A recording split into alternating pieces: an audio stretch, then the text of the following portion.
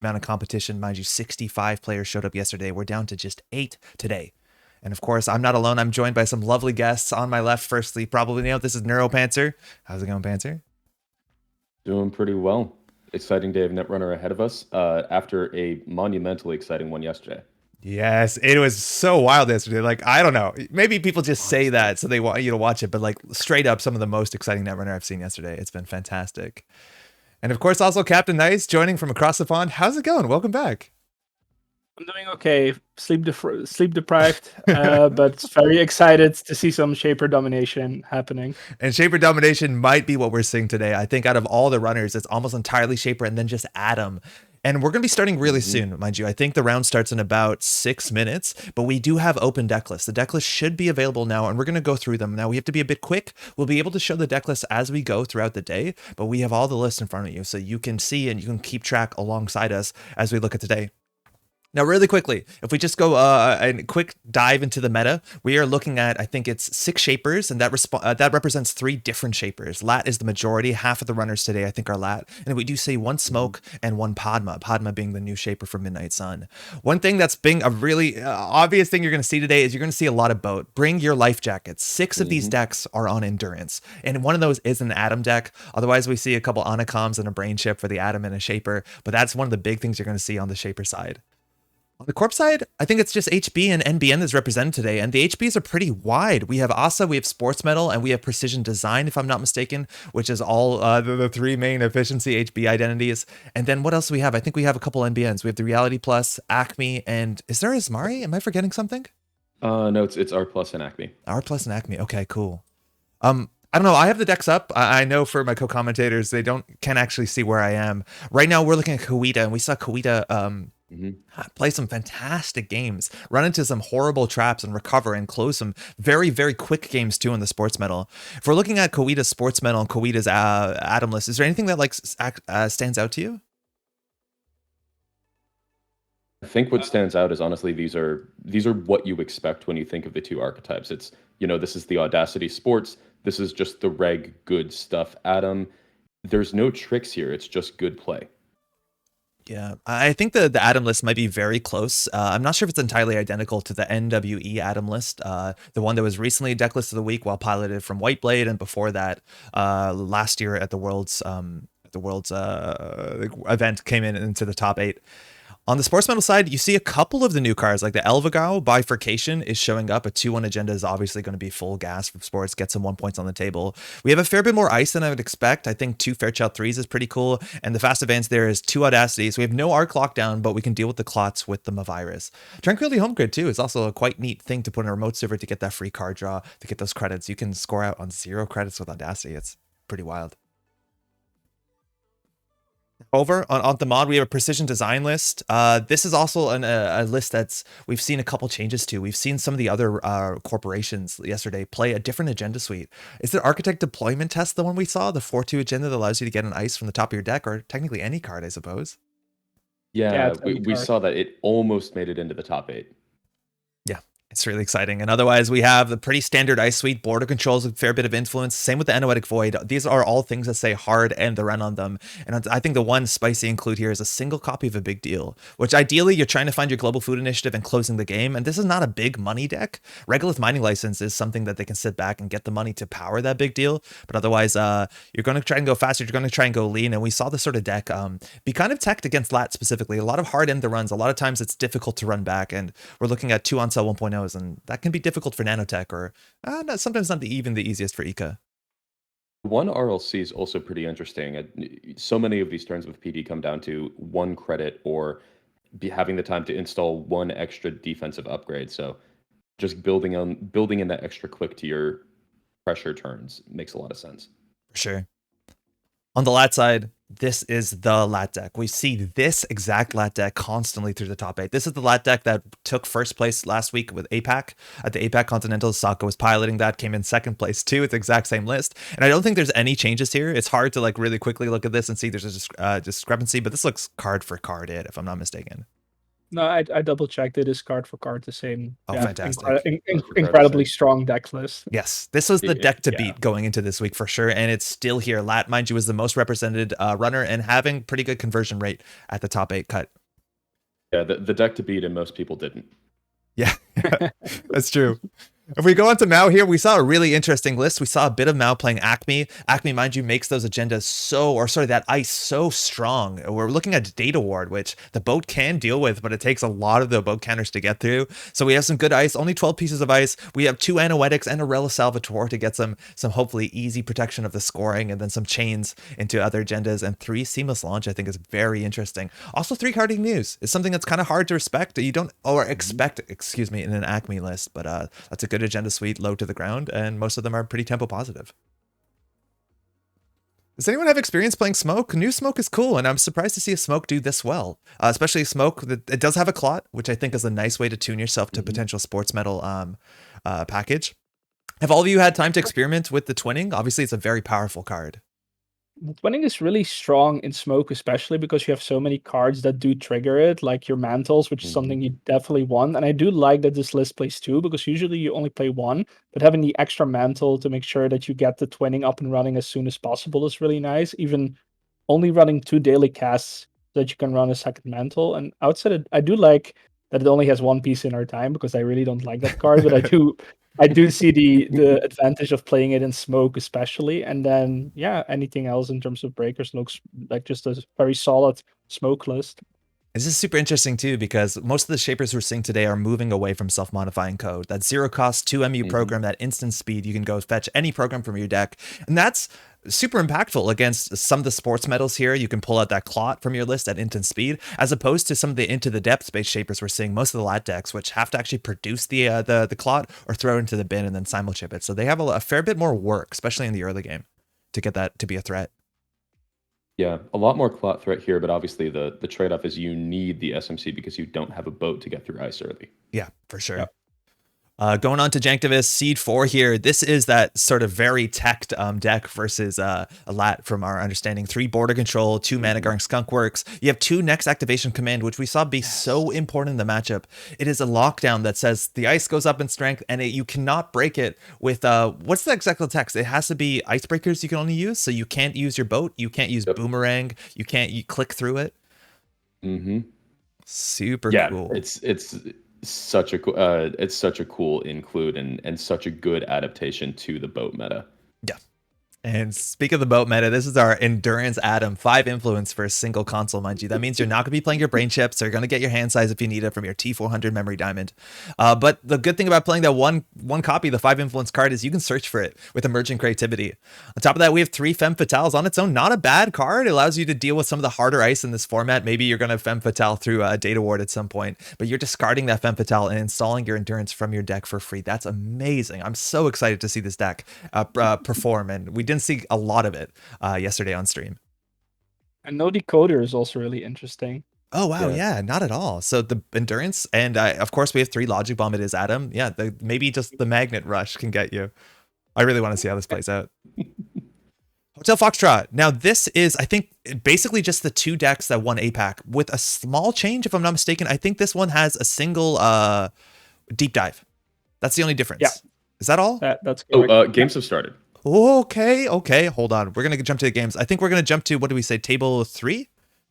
Yeah, Mao versus Functor. Okay, perfect. So, excuse me. We're going to see the rest of the decks throughout the game for sure, but the games are off and we don't want to miss that. And here we are. Welcome to the 2022 American Continentals. This is the top cut game 1 here. Functor has already scored out an Elvigar bifurcation. It looks like on turn 1. Smoke is set up on the other side of the table. They do have that clot threat with the self-modifying code. They do have the Beth down, but there's something in remote server 2. Functor is sprinting up, trying to find some options here. We'll be able to pull the decks on screen, so you can see them. Just give me 1 second. What is Smoke looking for in this matchup? It's all about getting that twinning down. That's the only multi-axis, if I'm not mistaken. Well, he's also into a deep dive, if I'm not mistaken, right? Not sure. Hold on 1 second. I'll get the deck list. This happened a bit sooner than I thought it would. Yes, there's also deep dive. Yeah, very important. That seems like I mean, you can do it early. It's obviously a good way to try to close out the game. I'm thinking overclocks and SMCs just to get the necessary programs down are probably what you really want as smoke right now. Yeah, and you want to, the deep dive is really good, but I agree it's something for later in the game because you want to fish for very specific agendas in this matchup. You want to get the 2-pointers and especially the luminal, if you can get it, would be really Yeah. huge. And you do not want any of the 2-pointers. Well, preferably at least. Yeah, and honestly, you almost don't even really want the food. There's one food. You're fine leaving that in hand because there's no way that's getting scored. That's just Yeah. there for you to pluck out later. Exactly. It's literally just there for the agenda suite and nothing else really. We do have an overclock that is going to make it easier to install after image to break through this drafter. Drafter definitely one you want to break right now. You don't want to give that sprint back or that hedge fund back. Just a spin doctor in the remote. This Sportsmetal deck, I think, is very interesting. It's running way more card draw than I think we're going to expect. And I think we see largely two kinds of Sportsmetal at the top cut. We see one of them that's moon pool based, which is not something I'm going to expect. But this deck has a lot of sprints, a lot of predictive planograms, and it's all about that audacity and that 3 biotic labor. So credits are going to matter. Functor needs to keep generally 7 credits. You can be a bit less if you have Tranquility Home Grid. But Functor, and this is so big, is Functor has open deck lists. All these players know all the cards in the other players' lists. They know there's a clot threat. They have to understand what that means, whether they're going to try and bait it out by giving a mega pre-qualifier and allowing that to be stolen. That's a legitimate play, but the arc lockdown is going to matter a heck of a lot. Right, that's just as important, knowing that there is, in fact, the arc lockdown and the virus on Functor's side. So just gives you the information you need to be smarter with your clot threats. Yeah, I do like the philosophy of either running 2 Mavirus or I've even seen 3, although that might be a little out of the ordinary. And this deck running 1 Mavirus and an Arc Lockdown instead is also a way to like deal with the clot threat and something that Mao has to play around. And Captain Nuss, you were talking about you don't like Peace in Our Time. I think we're seeing why here, because that is almost all of the money that you need for biotic labor that just got gifted to sports for free. And those red level clearances are going to be really important, right? Like you do have the biotic money, but maybe you can biotic and spend an extra free click with the red level clearance to install a virus, so you can get that clot out, you can purge and still score the agenda. But that's the issue. It's this clot. We're going to try and keep that on the table as much as possible, just so Mao can pull the clot with the self-modifying code. Excuse me.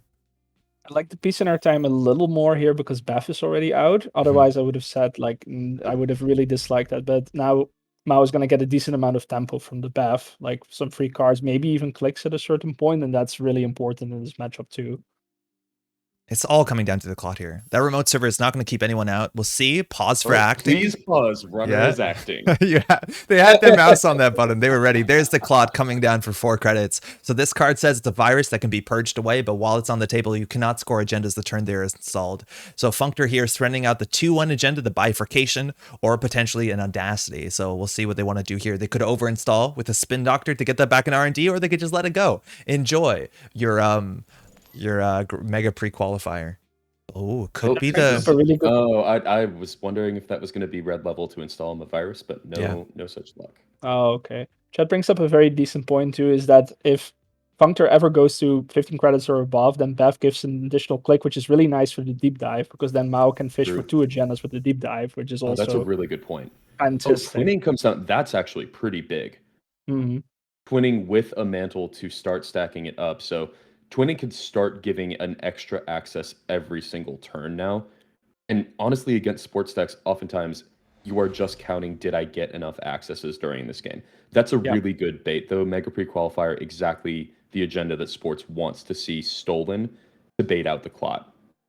Yeah. Do you trash the upgrade here?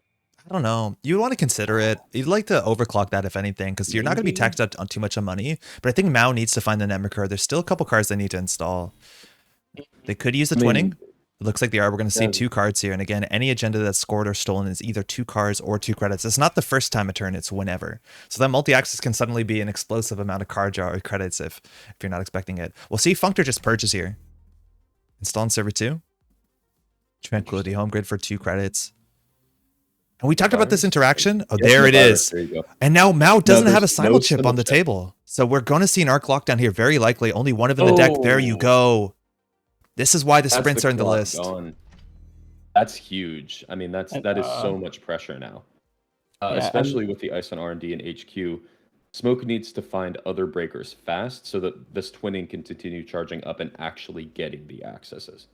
Yeah, this is really painful. This Yeah, is honestly, I think they're just an incredible bait by Functor there. So here we're going to set up, and Mao understands it's a new chapter in this game. It's all about getting those accesses and stealing the 3-1, 3-2 type agendas. There's a Gatekeeper res on HQ. It's going to be 6 strength this run, but Penrose deals with it relatively well. With only 2 stealth credits, I believe that's enough. I think the stealth credits are only for boosting. You can break with your normal credits, and this should charge up the twinning. Nemeker is the one card you definitely want to find here. It doubles the value of your stealth credits once per run, and well, there you go. Vitruvius from hand. You want those 3-2s. You want That's a really good one. the best agendas. The best steal besides Luminal, if I'm not mistaken. Yeah, 100%. Functor now with 10 credits understands that they can Audacity out, they can Biotic Labor out, and there's nothing that Mao can do about it. Now, Netmarker would honestly be fantastic for Mao right now to start getting those off-turn charges. Yes. So that twinning is twice as effective. Yeah, we talked about this yesterday. You saw a bit of it happening, but the twinning says first time each turn you spend credits from installed card, you can put a power counter here. And of course, the corpse turn is a turn. And so the mantle is one of the few cards that you can use that on the corpse turn. You can just boost the strength of your breakers. It's a fine. You can do that at any paid ability window to charge your twinning twice as fast. But unfortunately, Mao has been forced to use the mental credits every turn they're running so far. You need, I think, only 1 stealth credit if you want to deal with the drafter, but it's 2 stealth credits for the Gatekeeper last turn. We might see that value charging. We did see a couple players miss it, I think, in some of the games yesterday.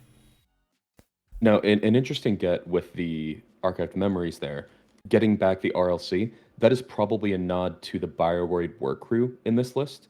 Effectively, that just becomes a biotic labor with an extra piece.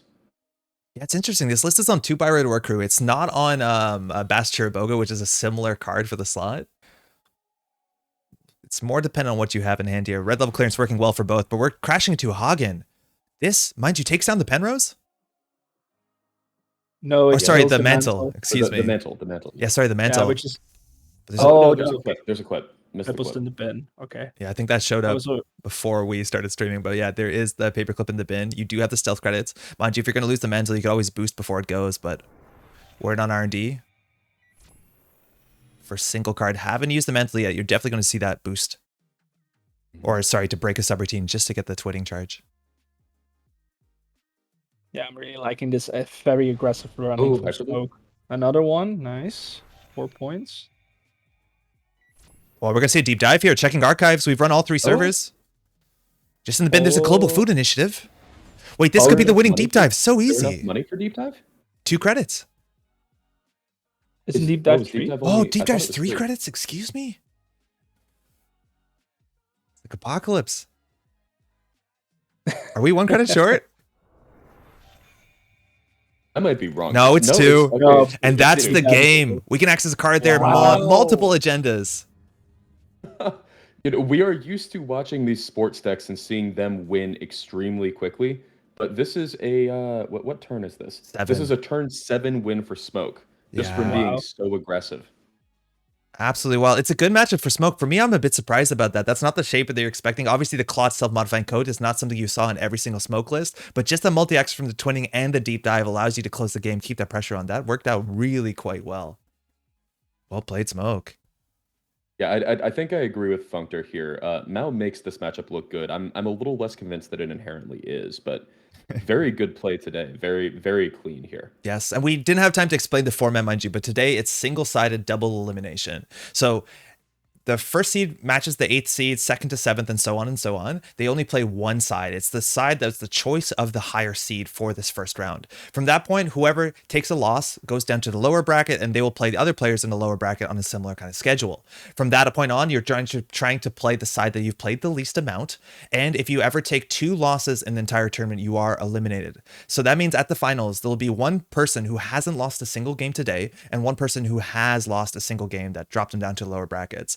Again, it will still be in the finals double elimination, so the winner only has to win 1 game, and the person from the lower brackets has to win 2 games in a row.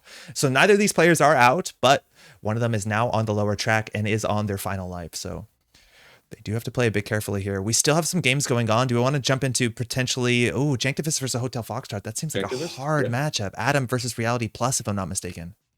Notably, Janktivist did choose to run, though. Yeah, I'm surprised. Janktivist had the choice and chose to go with Adam. I think it's. Let me ask him if we can jump in. Perfect, thank you. Yeah, we were looking at the matchups early and we're seeing who's going to play who and trying to guess what side they would pick. And Adam is inherently, with the directives on the table, a very resource heavy runner, and choosing to go against Reality Plus with triple Drago and self-growth program and all-seeing eye seems a bit I would be uncomfortable with it, but it looks like Janktivist took that. Sometimes you do that, mind you, you take maybe a worse first round so you can kind of plot out that you're going to most likely play your other side next round. There's some like advanced maths to it, but I never figured that out. We are good for this matchup. All right. To stream. Welcome in. I also We jump in. We already see 3 orbs active, so the drip is going. That is huge against a Drago deck. There is a chance that every single runner today is on triple orb. Oh, wow. Bologna in the remote server, mind you, that is the heck of a remote server, especially if you don't want to take tags. We did lose a single directive. We did lose the find the truth. That has been trashed at some point in the game, but we're still neutralizing all threats and safety first. Now, Janktivist is on the endurance version of this Atom. We haven't seen it so far. We've seen there's the boat. 2. Oh, there. We're seaworthy. Let's the go. Boat has come down. We have Dirty Laundry. Mausolus, so obviously you see 1 rest already. Amazing ice out of R+. Effectively only costs 2 and gains you money every time they have to run through it. It's very, very annoying to deal with this. Actually, effectively costs you 1 because you also gain 1. Now, these archives runs, while they will turn out the subliminal messaging, normally Adam does that to see the top of R&D with the Find the Truth. Then RNG key on top of that, you can get some really good value from running R&D normally or not so. Unfortunately, that's not here.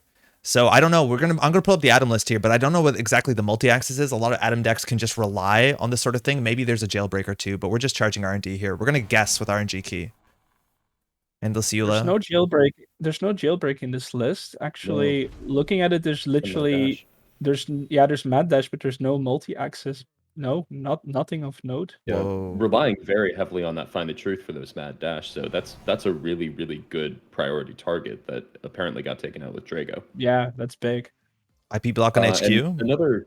Another thing that we noted earlier is there are no natural decoders in this Atom list. Yeah. So all of these Mausolus, all of these Funhouse, like this triple code gate remote, these subs are firing unless the boat says otherwise.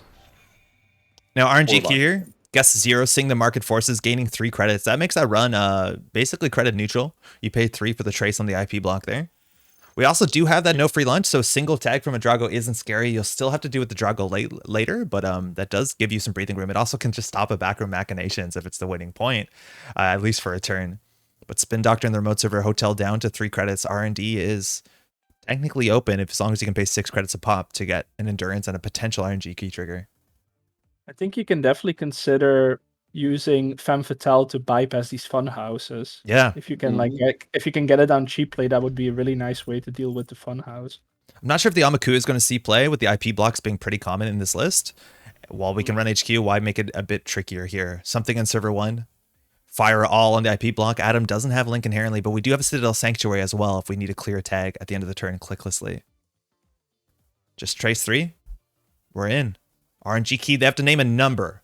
The first card they access, they guess 0 again, so the archive memory is another 0. The hand is archive market forces. Safety first is drawing up. The hand size is going to be stuck underneath 3. You're going to need a memory diamond to get your hand size up. 1 memory diamond's out so far. 1 logic bomb is out as well. It's actually both memory diamonds, so Janktivist is going to be happy with their 3 cards in hand. Yeah, another card we see out is an interesting tech card for this matchup, No Free Lunch. There's exactly 1 of these on the list, and it's a good way to just say, Drago, you don't get to do anything with the tag. But and sure enough, we see that here, preventing potentially an all-seeing eye to wipe all of these resources off the board. Yeah, all-seeing eye is definitely an issue. Like the logic bomb is doing something. The Citadel Sanctuary is a bit of a safety valve here. I think the HQ pressure of neutralize all threats is quite valuable. Foxtrot did ice up archives pretty heavily. They might consider dumping some agendas because HQ is the least protected server at this point. These are also sometimes nice just to have these resources around these cheap things that you can, shuffle away with the degree mill because again, the agenda suite in this deck is quite rude. Overclock. Are we just paying through these fun houses? At least one of them, my guess is. Otherwise, I don't see why you pay overclock. Yeah, we'll see where this money goes through. Again, the boat counters can be used. This is not, some of these Atom lists are running a single misdirection. So we're going to take a fair few tags here, but we're going to have to clean it there manually. Luckily, the credit differential is absolutely wild. The Rozekis are a big part of this matchup. And this is interesting because Hotel Foxtrot, or excuse me, last week when Sokka played this deck, Sokka said that this deck loses pretty severely to the Lat deck. And the Lat deck is everywhere today. And yet Hotel Foxtrot still made it to the top cut. Yeah, looking at this remote, I thought it was going to be incredibly expensive to get in, but it's not that bad, especially with the overclock and the Citadel Sanctuary. This is a pretty manageable remote, not to go through like 5 times, but for 1 or 2 Drago trashes, this is actually pretty manageable right now. Mm-hmm. Yeah, it's more about the clicks to clear the tags because it's hard for you to interact with the funhouse again. Maybe we are going to see a Femme Fatale at some point. I don't know if you want to do that for server 1, maybe. We're going through. It's the mouseless here. This, you have to spin the bow counters unless you want it to fire. You could give the corporate credit easily. And we're through Drago down for 1 credit, getting all the value off of that overclock. And only 2 tags still. Not too big of a deal. You could even consider running HQ for your last click, try to get that value on the RNG key, but we're just getting rid of a tag with the Citadel Sanctuary. That stops you from running HQ because you are tagged, but hey, saving a click and a credit is good value. There's no boost from the corp, of course. Yeah, on this credit total, not a good idea to pay into that trace. We saw some modified versions of this sort of reality plus strategy yesterday. Things like economic warfare, hard-hitting news. That's not this list. Again, open deck lists does change a lot of how the game actually plays out at top tables. But I don't even know if that's going to be possible for this board state. So there's no paperclip in the bin yet, but both these barriers you can get passed for the same amount of money as you would use Clippy for.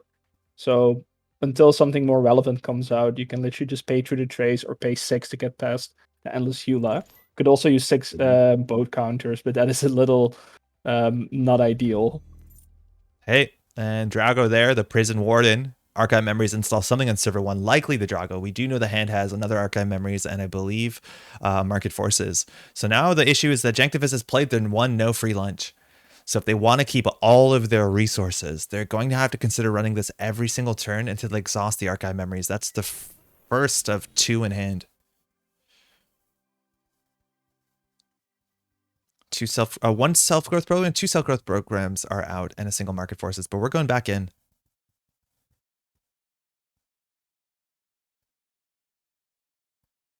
Yeah, it's not ideal, but you really can't afford to let the Drago stick around. Janktivist. Citadel Sanctuary has to be protected at all costs here. Mm-hmm.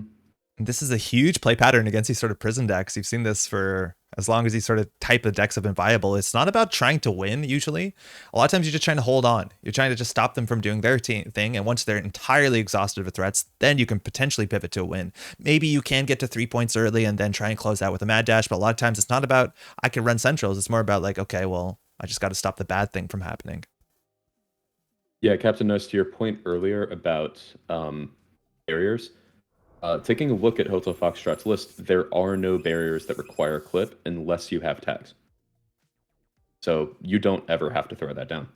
That's perfect, yeah. Until there's a really big credit differential where the trace on IP block starts mattering, you can just ignore paperclip altogether, which is very nice because that's 4 credits on a card you do not have to spend in this matchup. Credit totals are sliding closer towards each other. Ooh, a 4th piece of ice there, and what could easily be a Drago. Cool. If we look at archives, I think there's only 1 Drago in there. We know there's an Archive Memories, so they could Drago it if they wanted. We're running HQ. It gets you the bow counter. You can easily call RNG key for 0 and very likely hit. Yeah, the 4th piece of ice, that is so punishing. You just can't let that stand. Archive Memories, calling 0, gaining 3 credits. Mind you, you could also draw cards with the RNG key if you really wanted to, and a Backroom Machinations is in there. Now, these are timed rounds. This isn't an infinite time, which I think sometimes the finals do have, so there's only 35 minutes in this round, and Janktivist is just playing another resource. Not seeing exactly the all-seeing eye so far from HQ, but Advance looks like it is the 2nd Drago. Let's see how bad this tag punishment could be. An all-seeing eye would be kind of rough. Getting 2 credits off the first tag a turn. And there it is. Oh, no. Yeah, Hotel Foxtrot has just been playing towards the all-seeing eye so clearly, I think. But at the same time, it's hard to blame Janktivist for not going in. That is a really punishing server to run right now. And that threat still continues, right? Like self-growth programs are going to return to endurance. That's not going to have an impact on your MU currently, but now you have to figure out, do I run the remote with 28 credits and a tag? And the tag actually matters. You might want to clear that first because the outermost of server 1 could be an IP block. So 28 credits. That's also a lot of cards you lost to potential degree mill, but Janktivist needs to figure out how to close the game because this Drago is going to stick, and we know there's also market forces. The credits are going to begin to shift as the tag hell just keeps raining. Clear tag pad tap, mind you, does refund or give you some credits when the Drago does get credits, especially the subliminal messaging as well. Yeah, you'll note, obviously, Janktivist not discarding this turn. That is because hand size is no longer reduced. Yeah. There's a Drago, there's a tag. You're going to get that pad tap. See if there's 2 cards or 2 credits here. 2 credits will be 1 credit for Janktivist, and there's a subliminal in hand. And I think that's worth paying attention. If Hotel doesn't play the subliminal, that might just be HQ padding. There you go. Yeah, subliminal. Trashing the pad tap for the last click, just allowing 1 tag to stick there. Janktivist still on 28 credits. They can always clear the single tag, so Hotel Foxtrot might need to transition to that play where they double advance Drago and leave it, and then next turn double advance into the punishment card into the market forces. We see that play a lot.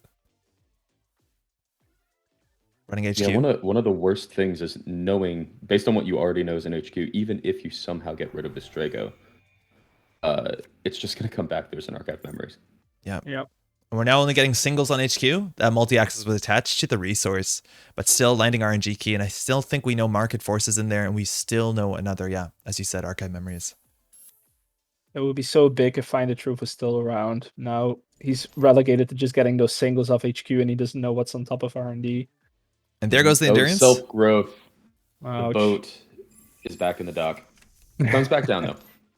Isn't adding 2 install cards? Oh, they added... Did they not bounce 2 cards with self-growth? Why did they bounce 2 cards? Weird. Yeah, that's strange. We're dirty laundering here onto HQ. Clear the tag first. Mind you, he's paid 8 credits, so you need to keep this boat up. Archive memories could hit a self-growth this following turn as well. And market forces, there's the RNG key getting value. Yeah, Janktivist managing to keep money up very well, despite the situation. Yeah, you got a free run in HQ to get you endurance counter and access, and your Rozekis are doing a lot of work. Triple Rozeki. What's your win condition? Singles. It's singles, it is. Because I don't know if Hotel Foxtrot can build a remote server here. They have to keep like self-growth programming the endurance, but it's just a back room, putting them on 4 points and now on game point. So Janktivist has breathing room here. Doesn't have to clear a tag, but they understand install advance events at any point can be the game. Checking HQ again, RNG key, getting the bow counters. You can pivot R&D if you want to pay 6 credits for a single, but Janktivist has to steal 3 agendas. I think the 1 Mad Dash is out. I don't know if there's 2. There's 2 Mad Dash in this deck. Oh, that's huge. Spin Doctor, another 0. The hand is full of 0 costers. I think we still know an archive memories and a market forces. And a daily cast coming down as well. Threatening. You can go ahead and trash it if you'd like. 9 cards left in R&D. Yeah, not that many cards in R&D. And no Spin Doctor. Daily cast probably gets to stick around, but the question is, does it actually make up enough value? Because we could potentially see an IAA pretty soon. This deck, the Corp deck, doesn't have a lot of hard end to run ice. In fact, I don't think there's any, if I'm not mistaken, unless you triple advance a Mouseless. So this remote server is like classically slightly porous. You're going to maybe take some tags, but it's hard to get an agenda in there to stick. IP block again, 3 credits just on the trace. You have 5 credits coming in the top of the turn with the drip, and RNG key probably going to hit a 0. We saw some draws that turn. 6 counters on both. Could consider actually checking R&D now. Remill. There you go.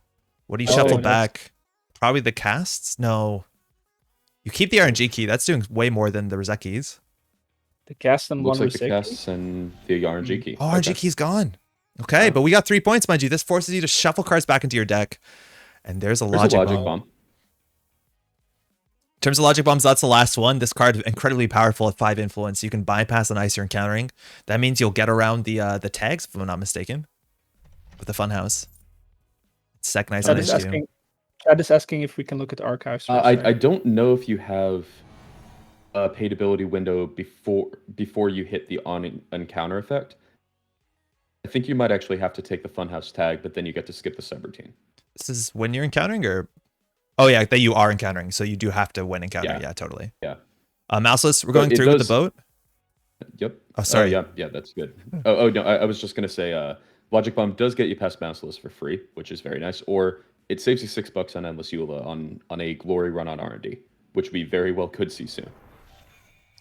There's a hedge fund. Janktivist still drawing up again. There's still a fair few agendas. There's 4 agendas left. There's only 9 cards. It's almost 1 and 2 is an agenda, and that liberated accounts. You can again go ahead and trash it, but that's not really That's such a bait. advancing your win condition as the corp. It's such a Drago bait because the Logic Bomb is potentially a better target, but 12 credits. But at the same time, do you have time to trash No, either? I don't think you do. This is cool too, right? Like there's way too many agendas left for that. And one of the issues with these agendas is these agendas have additional costs. And anytime you access the agenda, you have to steal it unless it has additional costs. So if you run R&D, if you do pivot to R&D and you see a Bologna or a Degree Mill, you can not steal it and then just go ahead knowing there's no spin doctors and mad dash to win. Yeah. Drago? But we are going to see a tag. Yeah, we'll see what's done with this again. Bouncing the boat would be okay, but it's just a hedge fund. And we're Oh, going we're for not gonna that see a tag. multiple It's just a hedge tags, fund. which is something you need to be able to get the market forces to get a bit more grip. Janktivist on 27 credits. There's a Femme Fatale, probably Femme? we're going for the remote server. Remote. Interesting. So Femme is on its own a killer, allows That you to do with the does- turnpikes, but triple funhouse remote. Disgusting. Oh, that's just mean. So now you have to consider this is going to be quite expensive. Janktivist, while they do have 18 credits and 5 counters on the boat, these funhouses don't really care about subroutines. They have an on encounter that's just as good. That's a long slide all the way down. Janktivist thinking here, you could always just end the run. Hotel Foxtrot only on 5 credits, but advance Drago, and then you go ahead and play that Market Forces. That's going to be 2 credits more on the Drago tag, and then a 6 credit swing. Puts Foxtrot at 11, if I'm not mistaken. Surely you don't go in here. I don't think so. Not with archived. I mean, the only thing that does is buy you a turn. Well, it kind of buys you 2. If there's Mad Dash in hand, the game could easily be on top of R&D. You're checking for 6 credits, which is, Right. expensive. You're getting a boat counter, but it looks like we're just going to even liberate if you it. even if you get market forced, you still have at least a turn where you have like run R&D, see what's on it as a play. Yep. And then you still have enough money to run HQ for a glory run. Mm-hmm. Self-growth programs are the issue, targeting the boat. There's 2 in the bin so far. I think we know there's an archived in hand and a market forces still. But Drago for the first tag. Archive memories. There's a self-growth. So returning the boat to sender, maybe the Femme as well. Yeah, 2 cards returned to hand. So that Femme was 9 credits. No real impact, but maybe the forces the res. self-growth. Yeah, but the Self-growth Femme isn't gets the relevant boat back. anymore, so I don't know about that. This is fine. I think Janktivist can easily put their boat down, maybe run R&D again. There's only 3 cards left. Like, Hotel Foxtrot needs to win in a couple turns. If I'm not mistaken, that is the second archive memory. So if they archive memories for a spin doctor, that buys them a couple more, a bit more time, sort of. Not even. Janktivist still has 29 credits, 3 Rizikis, and 4 unliberated. I think this is like pretty over and done. We also can count Hotel Dragos, Foxtrot- right? There's 3. Yeah, This is the Hotel- third Drago. So anything install How advance many advance. trashables are in R&D? Legitimate question. How many trashables are in R&D right now? Oh man, I have to pull Because the list. if the answer is more than 1, honestly, if the answer is more than 0, as long as they're at the top of the deck, the game might just be over. Yeah. Here we're hitting the mouseless, getting a credit to fire. The thing is, like, anything in the remote server, it can either at this point only be an NGO front or an agenda if they do install advance, right? Because all the Dragos are accounted for. Yeah. So I still don't know how Hotel scores out. You need to land tags and land that like sort of econ lock, but this remote server doesn't end the run, even if you have no money. It can't be an NGO. The NGO is already in the bin. Mm-hmm. Oh, totally. Yeah, 3rd card in there. So it has to be an agenda, right? Yeah. So Janktivist doesn't really have to do much here. Honestly, I'm again surprised with no R&D run. I guess it does cost 6. I can see why. It still seems like When's time gonna happen? That's the issue. At that point, you like just mad dash. Gotta be Or soon. I guess you could just Yeah. run. There's still like 4 minutes left in the round, I believe. Okay. That endurance installed 3, maybe 4 times. Again, we didn't see the start of this match, but that boat is worth 8 credits, let me tell you. Advanced Events Yeah, we have, Drago, like, giving a 3 tag. minutes left. Now, Hotel has to install Advanced Events next turn, or they're just going to run out of Trashing cards. the logic bomb. So trashing the logic bomb, that does save 6 on a potential R&D run. I don't know if that matters. 'Cause Probably not. Hotel has to jam this turn. Otherwise, if they don't install Advanced Events, they deck out before they can win. Yeah. Yeah, I don't think it matters. And now with only 1 card in R&D, you can't archive memories for Spin Doctor because you lose the game when you draw 1 card. Mm-hmm. Yeah. All right. Yeah, it is not a may on Spin Doctor. It is a must. Yeah. IP block again, trace 3. Not a lot of this ice ends the run, and you're seeing the impact of that. Mind you, it still is taxing, but the boat doesn't care. It's a turnpike. Okay, so It's a turnpike. if Hotel install advances, Janktivist hopefully mad dashes it. Otherwise, I don't know what they can do here. There's an emergent Seeing creativity. Emergent. Throwing out an Amakua from hand to get a paperclip. Okay. What, do you need that? Interesting. Only if you plan to float tags and still run HQ. Yeah, that's true. You could not break the mouse list and run HQ. That's true. 2 minutes. Okay. Yep.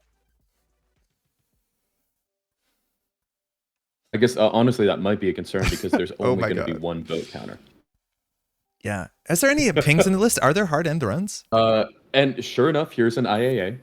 That's an Has agenda. to be an IAA. You need to just mad Yeah, dash it that and has the to game be. is over. You can just run it. The game's over. Yeah. Yeah, that's it. There's not a single hard end to run there's no ping. Oh, so wow. you can literally just like go all through. Yeah, you don't need to mad dash this because you're going to be on 6 agenda points and Hotel Foxtrot is going to have no cards in R&D next turn. They won't lose. They'll lose the following turn, but they can't score out. Yeah, you can take all the tags you want. You still have plenty to get through both HQ and R&D after this run. Oh, you don't need to. Yep. You can just click for credits. The game's over, right? But even if this is, could this even be a Drago? Or No, is there they're all one gone. left? Oh, they're all gone. Okay, I was thinking even if this is the last Drago, then but this has to be an agenda. Yeah. So, I mean, I don't see how this is anything but Janktivist winning here. Yeah. No, Janktivist will probably win on 6 agenda points here and just click for credits. You can keep the tags. Yep. Because again, this is open What are deck they gonna list. do, Otherwise, force you? there might be some other things you have to worry about, like meat damage or psychographics. But open deck list, Janktivist has full information of what this is and what the threat is of floating tags going forward. Yeah, this is wild. There's the mouse list. You could let that fire if you really wanted to. It looks like we are. Guess you have no other option. We talk about this. We talk about this R plus being a prison deck, but Janktivist successfully put R plus in prison here. Just was not able to do anything, get any agendas out at the times that it most mattered. Bellona. Rizeki prison is quite intense. All right, 6 points. And again, we're running HQ. We're trying to end it. It's time on the round. So this is Janktivist's last run. They know there's no snare. There's no surprises here. So they can try and win the game. 2 cards in archives, 1 in R&D. They can run every central server. You can even take the net damage here if you want. Oh, just watch out that you don't die to another mouseless on somewhere else. I guess we They're see all all of them. accounted Yeah, for. they're all accounted for. Oh, you're fine. Just hit that run I button. like that. Hotel Foxtrot. It's time on my deck. Yeah, trying to outmoney the Rizekis is quite difficult. But you have to play this well still as the runner. Like, you still have to figure out what your priorities are. You have to figure out what's worth installing. You do have to protect your resources for some amount of time. I do want to see Janktivist's credits gained. Oh, game. monstrous, yeah.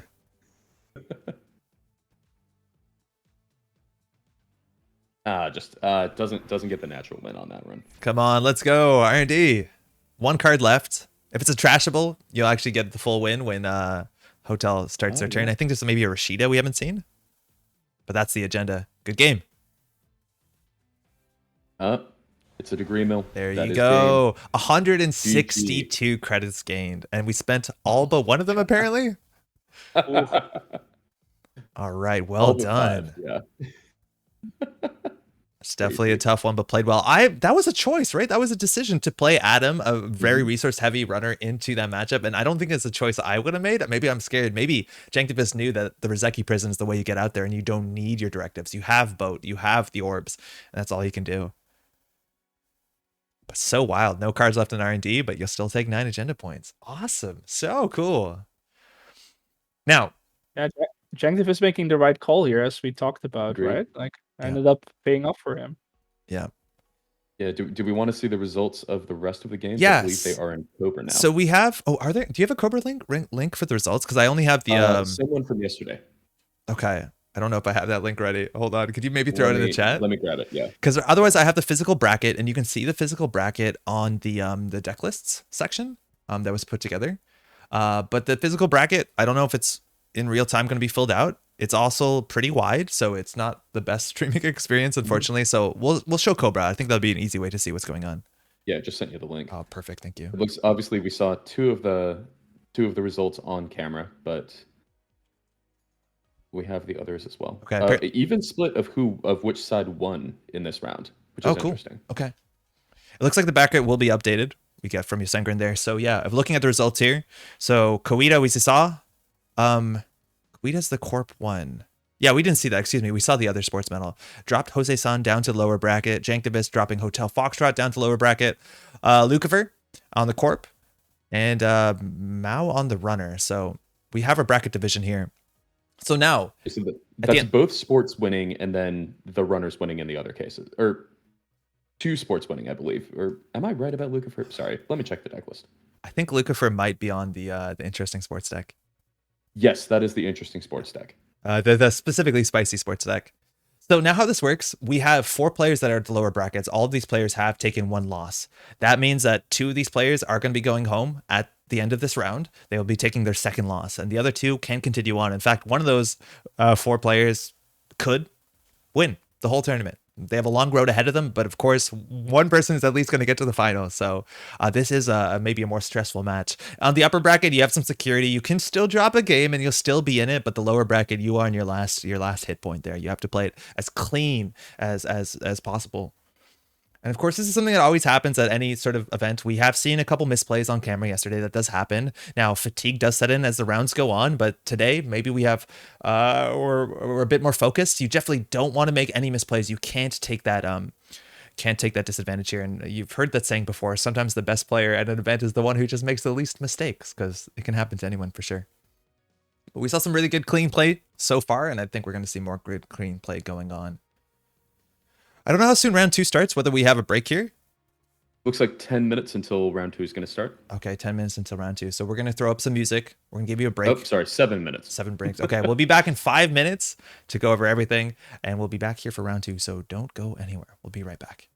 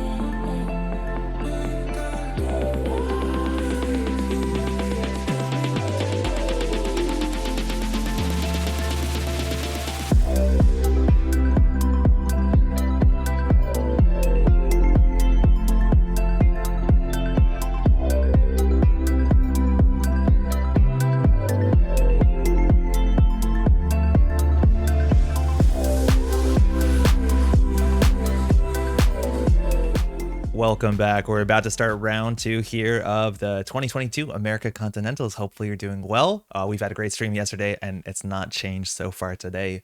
We have round 2 just about to start up and we can pull up the deck list to talk about it. We're looking right now at Hotel Foxtrot versus Jose-san. So if I'm not mistaken, these are the lists. And Jose-san's deck, I think, is the one that probably is going to get a fair bit more conversation. Now, Hotel Foxtrot on the left there, the deck list, this is the lat deck, that Sokka lat deck from last week. But I think there's one addition. This is a deep dive, so we're on 46 cards. Obviously, a strong deck. We've seen it perform. Let's see if that one deep dive makes a big difference. It potentially can. Obviously, a very powerful card. But on the other side, this is Asa Group Security Through Vigilance. What did y'all think about this? Did we get to commentate with it with you, Captain Nice, yesterday? Did you see this one live? Yes, I did see it, and I was incredibly amused and impressed by it. This is such a cool deck. Yeah, so the game plan here is very interesting. We see some really mean ice, and we're going to be using the upgrade gank to throw you back into the ice over and over again. And we specifically saw Loki. Bioroid, a bit of a reader, as you would call it yesterday. It continues to gain subroutines every time that you encounter it. So ganked actually can make this thing balloon up to 7 subroutines. It's a Bioroid that mimics another Bioroid, and you cannot click through it inherently, which is incredibly strong.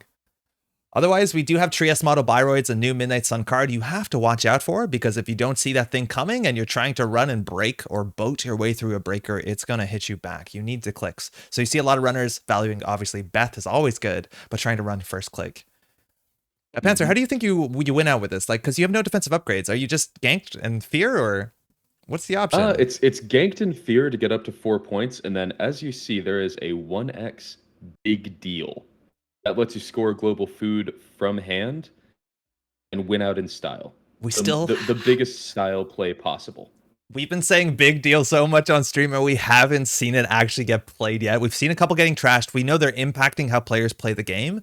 Now with open deck lists, and open deck lists is a huge conversation when it comes to this specific list, because you're going to know the ganks, you're going to know the Trieste, you're going to know what you have to play around and what board states mean. You know what assets can be the remote servers. You know how many seamlesses. You're going to see this matters a lot, and we are off to the races. On the bottom here, Jose-san, mind you, this is lower brackets. So either opponent here, if they take the L, that is their end of their American Continentals 2022 dream. So let's see some good Netrunner. Starting off with an Asa install. Obviously, Asa, this ability is the first time you install a card each turn, you can install an additional non-agenda card from HQ, either in or protecting that server. You do have to pay costs with that, but that just means a little bit of quick compression here, getting to take 3 actions that are actually 4 actions in the first turn. Yeah, super important. And now with 2 ice installed and 6 credits, 6 is the magic number. I think all the ice in this deck can be rezzed for 6. On the higher end, Fairchild 3 and on Cell.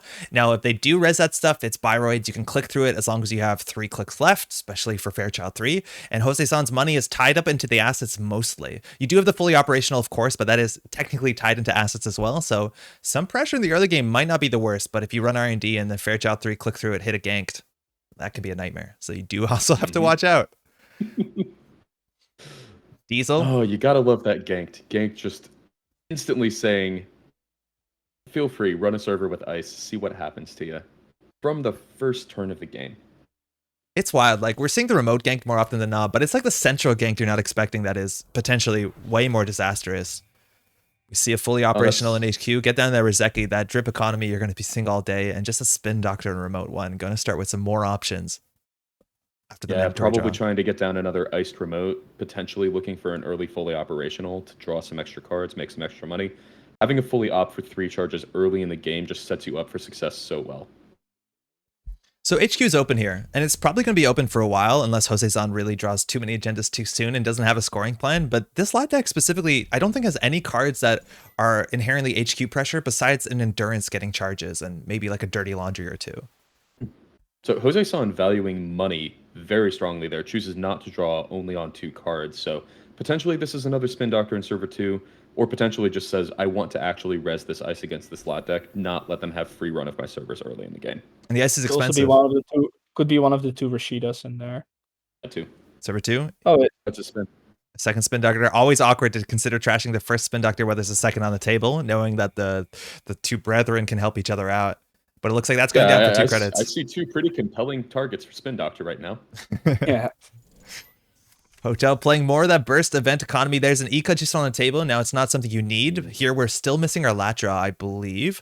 But that Eco is something that you can instantly install on a drafter. It allows you to deal with on sell and relatively well for on sell for 4 credits. That's actually quite good. Yeah, honestly, Ika giving you drafter protection, especially seeing what's currently in archives, is pretty big. Drafter Fire would just get a fully operational back, get a Spin Doctor in position to charge up that fully operational. It would be a really bad fire right now. Endurance is the main thing that Hotel wants to find here to get that early aggression. And you do have to watch out about your counters. There's a lot of 3 subroutine ice that you can run into, but this is the sort of awkwardness of a list that doesn't have self-modifying code, is that you actually do consider pre-installing breakers before you need them. A lot of times you don't want to do that. You want to install as little as you can so you can set up with other stuff, but if you need to get this down, you need to get this down. And if you need to get your breakers down to be able to run through ice to deal into the depths, which is where so much of the power of this deck is hidden. Server 1, so trigger and some money. Jose-san 12 credits, something in a remote server, and maybe that card in hand is a seamless launch. Yeah, this could be an early agenda push. I mean, we've seen enough cards that you would definitely expect to see agendas. This would be a good time to push an agenda too. Mm-hmm. So we just look at all the ice. Money to rescue it. The ice in this list that isn't Bioroids. Oh, that's an on-sell 1.0. We can click through that for sure. A ganked actually will be wiping a Rozeki and wiping an Ika. Or assuming only one of them, because you can't really... You can ganked combo in R&D. You can, can't you? Yeah, of course you can. Yeah. It works from anywhere. Oh, jeez, yeah. And so the ganked combo is something we did see yesterday. The idea is that ganked is a card that gets trashed when it fires, and if you fire the on-sell subroutine to reinstall it, the runner has to continually access it, and that cycle of life and death continues. So we have seen runners that have to wipe their entire board state because they can't deal with the on-sell the second time through. So technically on top of R&D, there was a bit of a risk there. You'd only lose a Rozeki and an Ika, but double advance. Seamless, or this is going to brew. There you go. Seamless. Okay. Yeah, it's just, Vitruvius. Oh, so deciding whether they wanted to counter or not. Interesting. I think it's worth getting the counter here. You could, I mean, worst case scenario, you get back to Seamless in the future, but could potentially translate into a ganked to throw on a crucial server, a Trieste that they just spent a bunch of money to trash. This could be, you know, the Vitruvius counter, as we know, is extremely powerful throughout the game's history. Whenever you get Vitruvius counters, good things tend to happen. Yeah, the Vitruvius counter, you do see some players also understanding their deck has access to recursion and sometimes leaving certain cards in archives for access with Vitruvius. They don't spin doctor them all away. The fully operational, if you left that in archives, means you have a play for the next turn. Here we do still have access to seamless launch, which is very important because this is technically threatening that agenda. With only 4 credits though, who knows? And Hotel Foxtrot has a drip. Being very he's very good about dodging the tap worm here on 4 credits. Mm-hmm. Yeah. And still threatening a score with the counter and the seamless. Hotel not drawing up. If this is an off-world office in server 1, then that's I mean it's a very good threat here because that would get you back up to 7. That's really where you want to be. Yeah. Wondering if this is in fact an agenda because tough to res any ice on this server. Yeah, I'd be surprised. I'm thinking the read is likely a Maryland, or if there's Nikos in this list, just to get some economy, maybe even a Rashida. Because if anything, you can res here. Actually, yeah. Here's a fun one. Magnet on server 1. Yeah, Magnet's Suck cool. Up that Ika. Well, I think it only sucks it up if the Ika's already pre-installed.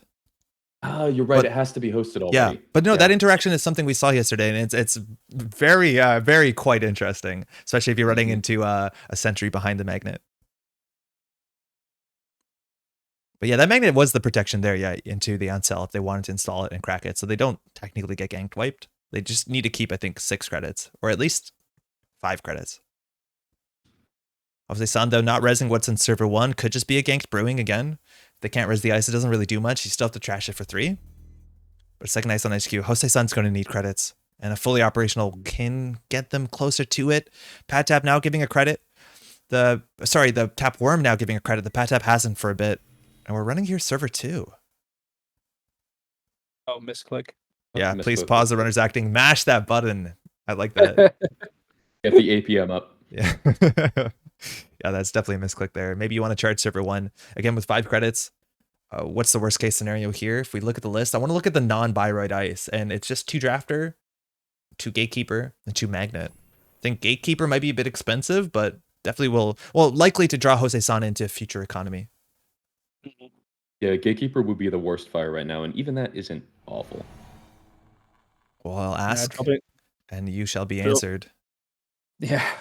It's Jose-san very low. Honestly, I think the worst case here for Hotel Foxtrot is this is Gatekeeper protecting a Rashida. Yeah, but that would have been popped last turn, I think. You would think so. Yeah, you would absolutely think so. We also haven't been able to see so far ganked being used as an end the run, and it's an interesting thing that can happen with seamless launch, right? If you have a ganked and a 4-2 agenda in remote server, and the runner accesses the gank first, and then ganks into an end the run they can't break, that ends the run, so the agenda is safe. Now that's like super conditional. You need to access them in the right order. You have to be able not to break the end the run that you probably just broke on the run anyways. So it's an interesting thing that sometimes ganked into a gatekeeper can be border control. I don't fully believe in it. Dirty laundry on HQ though with only 2 credits. Very good stuff. Gonna get an access after the card draw with the gatekeeper, and nothing was shuffled away from the gatekeeper, right? Yeah, nothing. Yeah. Yep. Does see an FC3 in HQ, so knowledge that is likely to come down in the near future. It's Jose-san's economy that needs to be solved soon. If you have all the biggest ice and all the ganks and all that in the world, and you can't afford to res a single Fairchild 3, it's going to be an issue. And Jose-san hasn't shown a single economic asset, which is what these... Oh, there you go. It's a Nico. Oh, here you go. That wasn't res last turn. I wonder if that was just a mistake. I think they had the credits for it. Pad tap. I think you're right. Gaining a credit.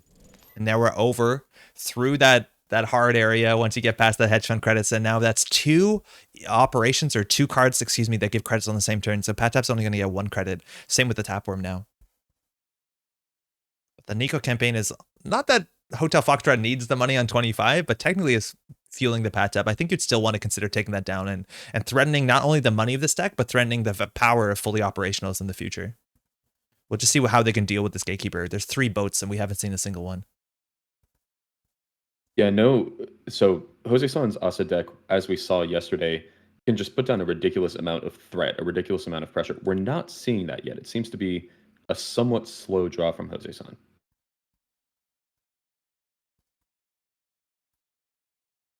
Foxtrot considering there's the endurance.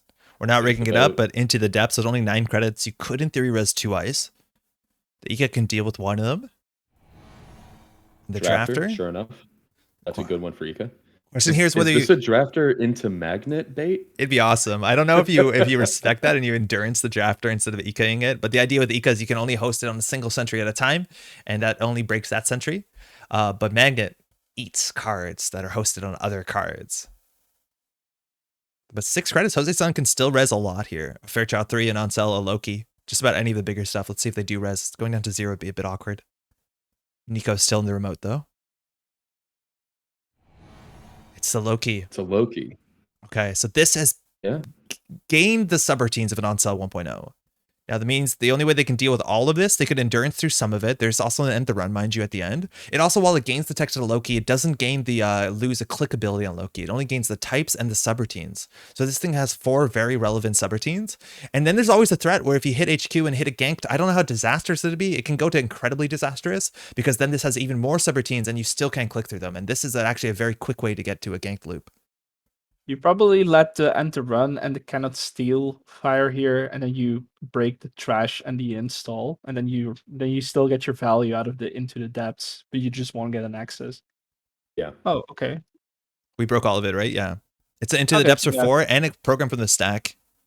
Let's see what we value here. It's a Stargate. 0 credit. And it is a gank. Oh no. Oh. How much money do they have? They need a boost strength too, and they can break a fair bit of subroutines. They can break 2, 3, 4. No, I think they're safe, but it's going to be most of their money. And they also have the boat. They'll be fine. But like, it was close. Yeah, giving up a lot of resources to be fine, though. They started the turn with 23 credits, and now they'll go down to not a lot, essentially. Yes. And this is important to know that Loki gains the subroutines for the whole run. So it still has 4 subroutines and now it just has 7. Now, not all these subroutines matter. There's some you definitely need to trash. You need to trash the ones that reinstall stuff unless you let the end the run fire, which is likely a thing that you want to do. Though the end of the run is at the end, right? Because yes, Loki in order. gains all of them before. But if they reinstall and you end the run, you're still not going to access the gank. They'll get the gank back or whatever. So yeah. I wonder, I don't want to click on the card, but if you click on the card, it might show you how many subroutines you have. I don't want to do that as a spectator. So Hotel Foxtrot has to figure this out. Again, it has one end to run or shuffling your grip, preceded by an on-sell twice over. 2 times in a row, so a huge piece of ice. Now the Ika does break 1 subroutine for 2. You have to boost strength to get to the 3 strength, but you also do have the boat counters. So which ones do we have to break? We want to break the trash ones. We probably want to break the install cards. You don't care about the end to run and the runner. Can't steal or trash. So there's 5 subroutines, or 4 subroutines, sorry, you need to break. That's not too bad. Mm-hmm.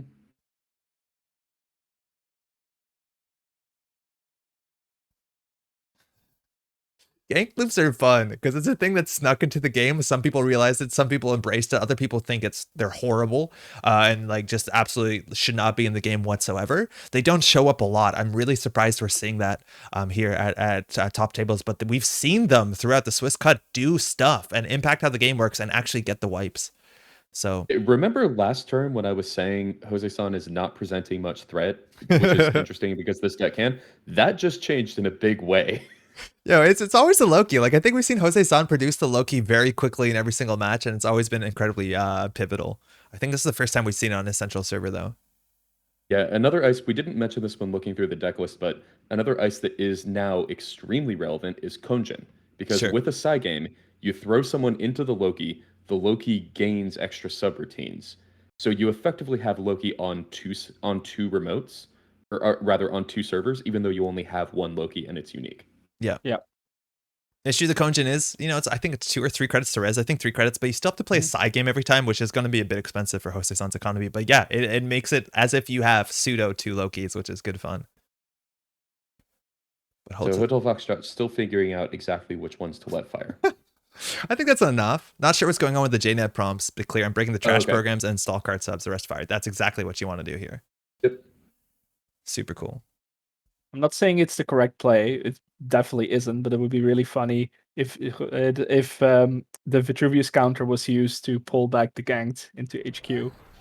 Yeah, at instant speed, right? That'd be good fun. Yeah, Jose-san needs to recover here. I wonder if Hotel Foxtrot can take down that Nico. They would need another credit, but they could both through it. We'll see. Jose-san now on 2 credits. It's going to give a pat tap, though. Hotel Foxtrot definitely appreciates that when their money has dipped so far low. And we're going to see how the Stargate's going to matter. Now, you could spend your whole turn just running R&D, clicking through the on-sell. You're not going to hit a gank because you're not accessing cards. This list, mind you, has a single mad dash, so you only have to steal 3 agendas sometimes. And we've seen 1 spin doctor out so far. Server 2 could be a dock. This would be a great time for a fully op, but it looks like there is not one in HQ, or at least not one that Jose-san's ready to fire. Yeah, I'm really interested to see how Jose is going to use the Vitruvius counter. Whether they're like kicking themselves for shuffling away a fully operational in the early game and they would love to pull it now, or whether they're going to use it for the ganked or the seamless. Obviously, the seamless I think is incredibly important to remember that they always have access to. I bet Jose-san doesn't know how he's going to use the Vitruvius counter yet, just waiting to see exactly how the game develops, because there are a few very good options with it, like you said. Mm-hmm. Prisha coming down? Prisha making that, yeah. The rising tide on Maryland. This deck, mind you, doesn't have a lot of upgrades you're actually going to trash. It's mostly assets, so the Prisha drawback of being only acid based is not going to matter too much. Then Nico came in, finishing and getting the last, 2 credits, or sorry, 3 credits, and then drawing a card. So Jose now starting with 5 cards in hand. Maybe Lat's ability is going to connect this turn. Yeah, the only upgrades are 3 ganked and 1 Mavirus, and the Mavirus is 1 credit to trash, and the ganked you usually don't get a chance to trash those. The Corp will do that for you. Jose drawing first, installing first, then drawing. Not often the ordering you want to go there, but we'll see what they got on server 1. It seems like it was very important to them. Mind you, that Maryland was not shuffled back into the deck because it was not rezzed, so that's going to be out of the game for probably the whole game. And it's a Magnet Ika getting snatched away. Oh, warms my heart to see this. Such a cool interaction. Yeah, it's something that I think you definitely forget in person. You're so used to the Magnet eating botulises and other viruses, but yeah, Shaper cards, that works too. Hotel now giving us to think they can boat through this, and boat through the Giga Keeper after it. Would take most of the boat to get through, but might be worth it. I mean, server 1, what's the worst case scenario here? There's nothing that really hurts you to hit in server 1, I don't think. Worst case is just something that wastes your time in your boat counters. Yeah, there's a chance that you're always a bit frosty about Trieste. Trieste is actually pretty scary because they can Trieste to Loki if they ever consider running HQ. It's a Bioroid, and you can't really click through it, so the sub-routines just fire, which is wild. Just bounce. We're dieseling up to draw 3 again. We're probably going to get the lat draw this turn. We can install 2 cards, play 2 cards. And see what it takes for the Stargate to line up. Like, there's a chance that Trieste is protecting the Stargate heavily. But it's just a daily cast and a credit. Lat's going to draw a 6 card. Paperclip, mind you, is in the bin. I think there's not that many barriers in this list, are there? There's only 2 Eli. That's it. Yeah, okay. Sometimes it's nice to have that barrier option on Loki. Mm-hmm.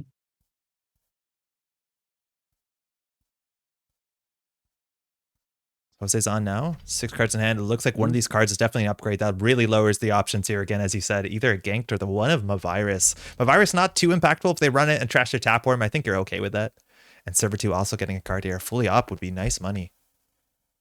Yeah, Ganked not too threatening in Server 1 right now.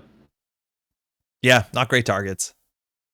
Just the Magnet. Just the Gatekeeper. Just end the runs. Jose-san has a prompt to close. Oh, is that the Asa prompt? I think they just blitz through it, yeah.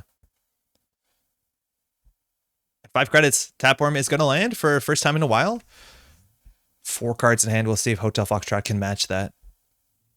I think they're drawing for the Hyperbaric or to another Into the Depths. I think they'd be happy to Into the Depths Server 2 to get some value, get a decoder down, while also checking this.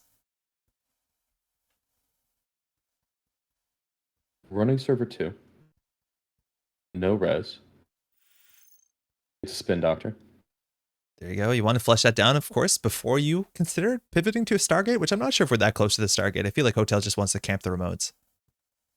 Going to shuffle back a Ganked, it looks like, and a Hedge Fund. All right. So leaving Seamless as the most obvious Vitruvius target in the bin. Yeah, so can't Vitruvius into Ganked into HQ anymore, but that's okay. I feel like that Seamless is probably a bit more consistent. Card installed in Server 1. It doesn't look like Hotel's going to check it. They did get their 1 run a turn, which is something you're definitely trying to keep in mind with an Endurance installed, just to get those counters out, because these counters, as you saw, you can just panic your way out of any situation with these, barring the next activation commands, which aren't in this list, or, of course, the Trieste model.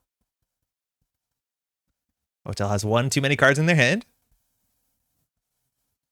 In terms of the event economy we've seen, not that much of it. Just 2 sure gambles, a crate of a dirty laundry. We're throwing out the endurance, misdirection, excuse me. Oh, Rashida. Nice. That's big. So I'm assuming that's Rashida Mavirus. Maybe you would install Mavirus on the central server. But the Ganked on this remote server currently doesn't make a lot of sense. You're going to need to get a Bioroid out there. No, Ganked here seems pretty bad, but maybe it is the Mavirus, but it's just like a bluff. You definitely want to gank somewhere else. So the value of Gank decks too, I think it's kind of like punitive Counter-Strike in some ways. It's like the value of that card decreases the more agendas in the runner score area. Because if they ever run a Gank remote and it's the winning run, and mind you, there's Mad Dash in this list, so that winning run can come a bit sooner than you think. As long as you know which one the agenda is, it's the card that's, probably most recently added. You can access that first and win the game before the Gank fires. So luckily for Jose, Hotel Foxtrot hasn't stolen anything yet. So there's still a couple turns, a good couple turns for Gank to be really, really quite mean. I just worried they need to do something about that boat for sure. Hedge Fund, Asa install.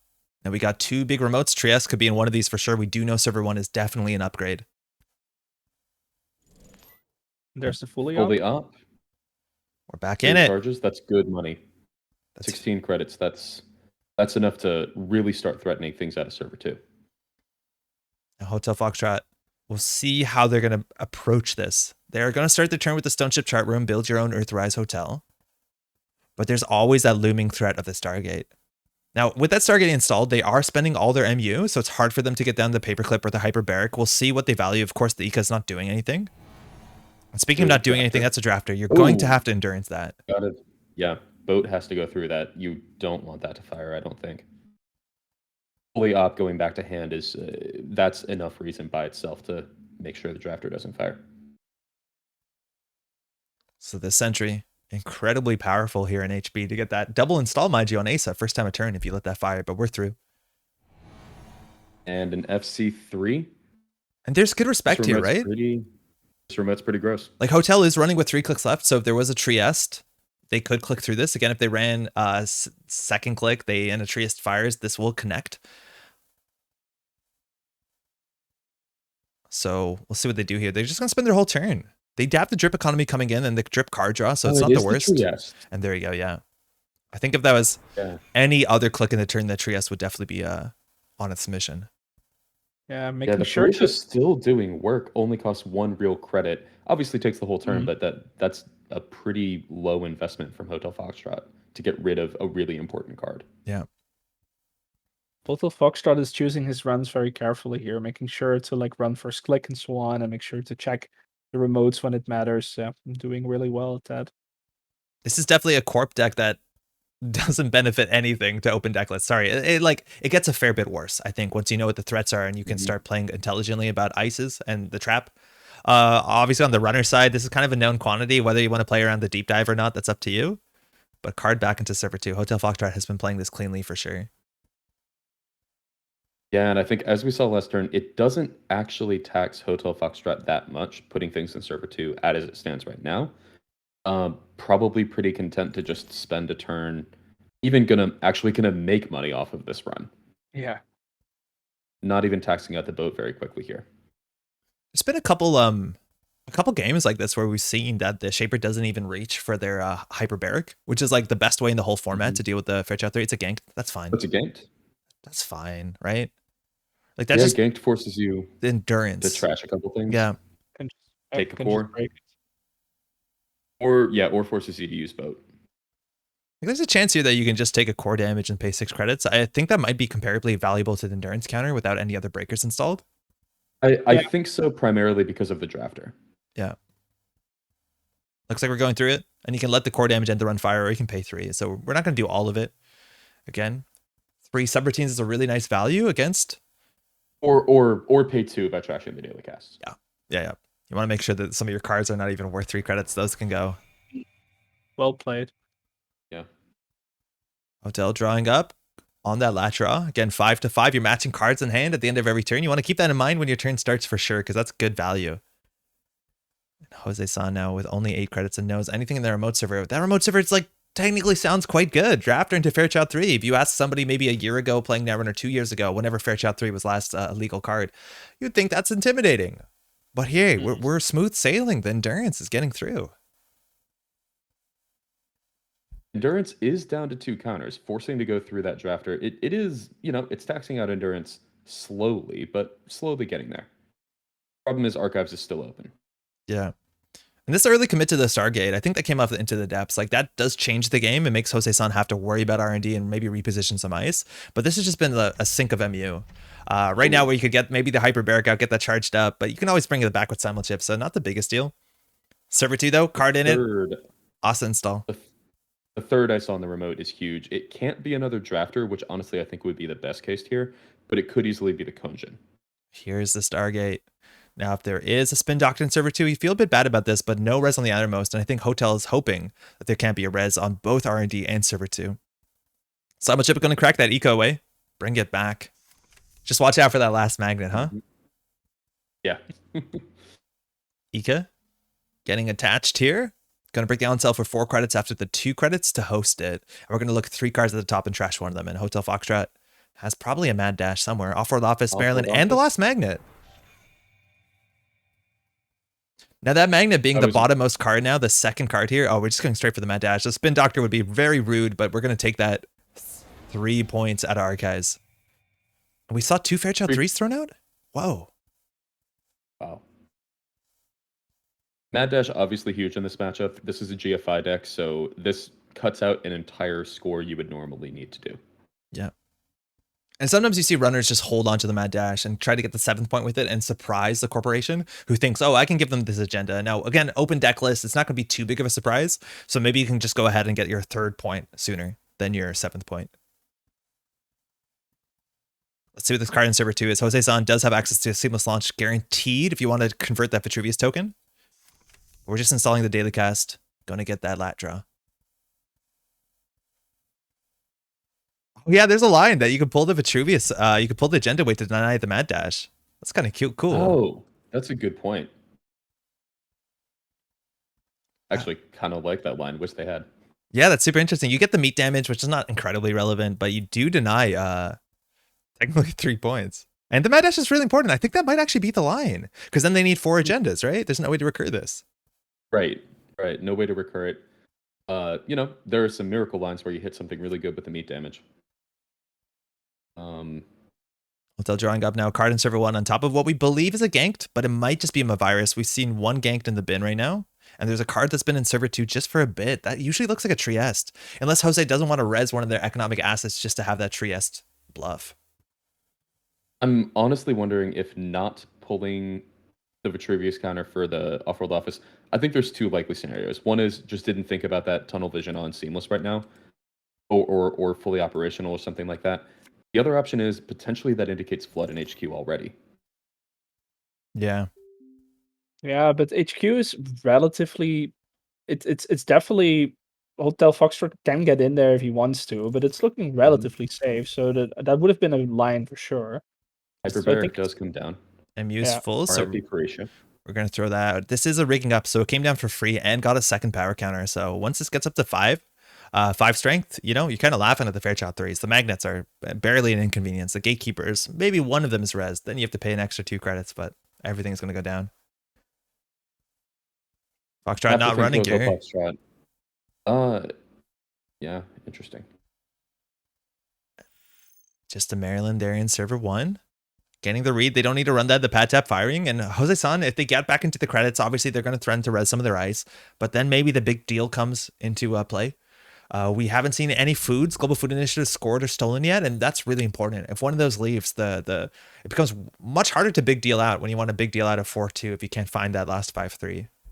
I have not been paying close enough attention to Jose-san's draws. Could this be the magnet, or is that still the top card of R&D right now? That is just the magnet drawn. Okay. So that's very likely to be the magnet. And I was actually interested to see if Hotel Foxtrot would go back and, firstly, to either on this turn, Stargate the magnet, or on the original run to Stargate the magnet and then go back. Yeah. Because I don't think the agenda was going anywhere. But this magnet is a problem for the ECA. If they run R&D, they're going to lose the ECA. So maybe they don't run R&D until they lock down the remote server. It's tricky. The magnet's actually doing a lot more in this matchup than against the Manarchs. It forces Hotel Foxtrot to really find that other simul chip. I think is that's the line now, because you need to be able to trash the ECA and get it back. So Hotel has as many credits as they could feasibly spend in a single turn, and still 4 clicks. Beth hasn't shown up yet. She wouldn't get the click yet. And if we look at the heap, I think we have access to a paperclip, but otherwise I think that's all the breakers in the deck accounted for. We're missing, I think, 2 copies of Into the Depths. We have another Sure Gamble, but the burst economy is not important, and we're starting to throw out the orbs. There's 1 Rozeki in the heap. Oh, wow. How do you feel as the corp when you see the orbs go down? Feeling okay. But there's that magnet. They don't even want to install it against me. Oh yeah, that's a disrespect, isn't it? Yeah, that is huge though. So magnet does in fact take the ECA. We were just talking about that play, but that forces another simul chip at some point in the future just to get that back, to be able to bounce somewhere else. Though that is the last time magnet can pull ECA away. That is the last magnet in the deck. The only other line is install over one of your magnets and then install it somewhere else that the runner has to run. Yeah, just to be extra rude, essentially. Yeah. I don't know if it's the right line. I don't know if it's a winning line, but it is the rudest line. The rudest line is often the best line, I think. We're hitting the on-sell here, and now the ECA is stranded. It is a blank card, so you can't move it. Now here, you still have 3 clicks if you'd like to. We don't see a Trieste res in server 2. Or you could boat through this. I feel like a lot of times you want to click through this probably. Oh, we're boating through it. You can maybe spend 1 click. And the thing is, you're not going to hit a ganked off the top of R&D. Not that you can't deal with it on the way back. And 1 click, yeah. Yeah. 3-minute warning, Vitruvius, and there was a ganked on top and a Maryland. So the Vitruvius is going to hit the bin. We'll see if that taxes out the Vitruvius token. Honestly, 3 minutes left in the game is pretty important. Yes. Because Jose-san now not only 2 to 5. Jose-san has to score twice. Mm-hmm. I don't know if Jose-san's saving these Vitruvius tokens for their next game, but if they lose this game, there isn't a next game. Yeah, and the issue for Jose-san at the 8th seed, even somehow miracle big deal to score GFI, from a lot of credits that aren't there right now. Even that doesn't actually result in a tie. Jose-san has to score 2 agendas. Yeah. Yeah, this is really hard. The Global Food Initiative, again, I don't know which remote server is going to stick. Again, while this deck is a gank deck, it's not an Anoetic Void deck. It's not a border control deck. It's not a Managarm deck. It's really not great at keeping people out of the remote server. And on top of that, if you know the card that's previously in server 2, if you're guessing that is the ganked, if you're guessing that is an upgrade, you can just access the other card first and maybe win the game. 33 Yeah, credits. this feels like a really, really tough spot for Jose-san. 2 on the boat. If we're looking at ganked, we saw 1 off the top of the deck, so that's just drawn. It could actually be a ganked in server 2. That's kind of what the play, like what you could easily read from it, but of course Jose-san knows that and can enjoy that information. In terms of agendas, there's only 15 cards left in R&D. We've seen 3 agendas. Spin Doctors haven't been aggressively been used for face down, so I think HQ is probably 2 or 3 agendas. And we're just saying Stargate. I can probably win off this one.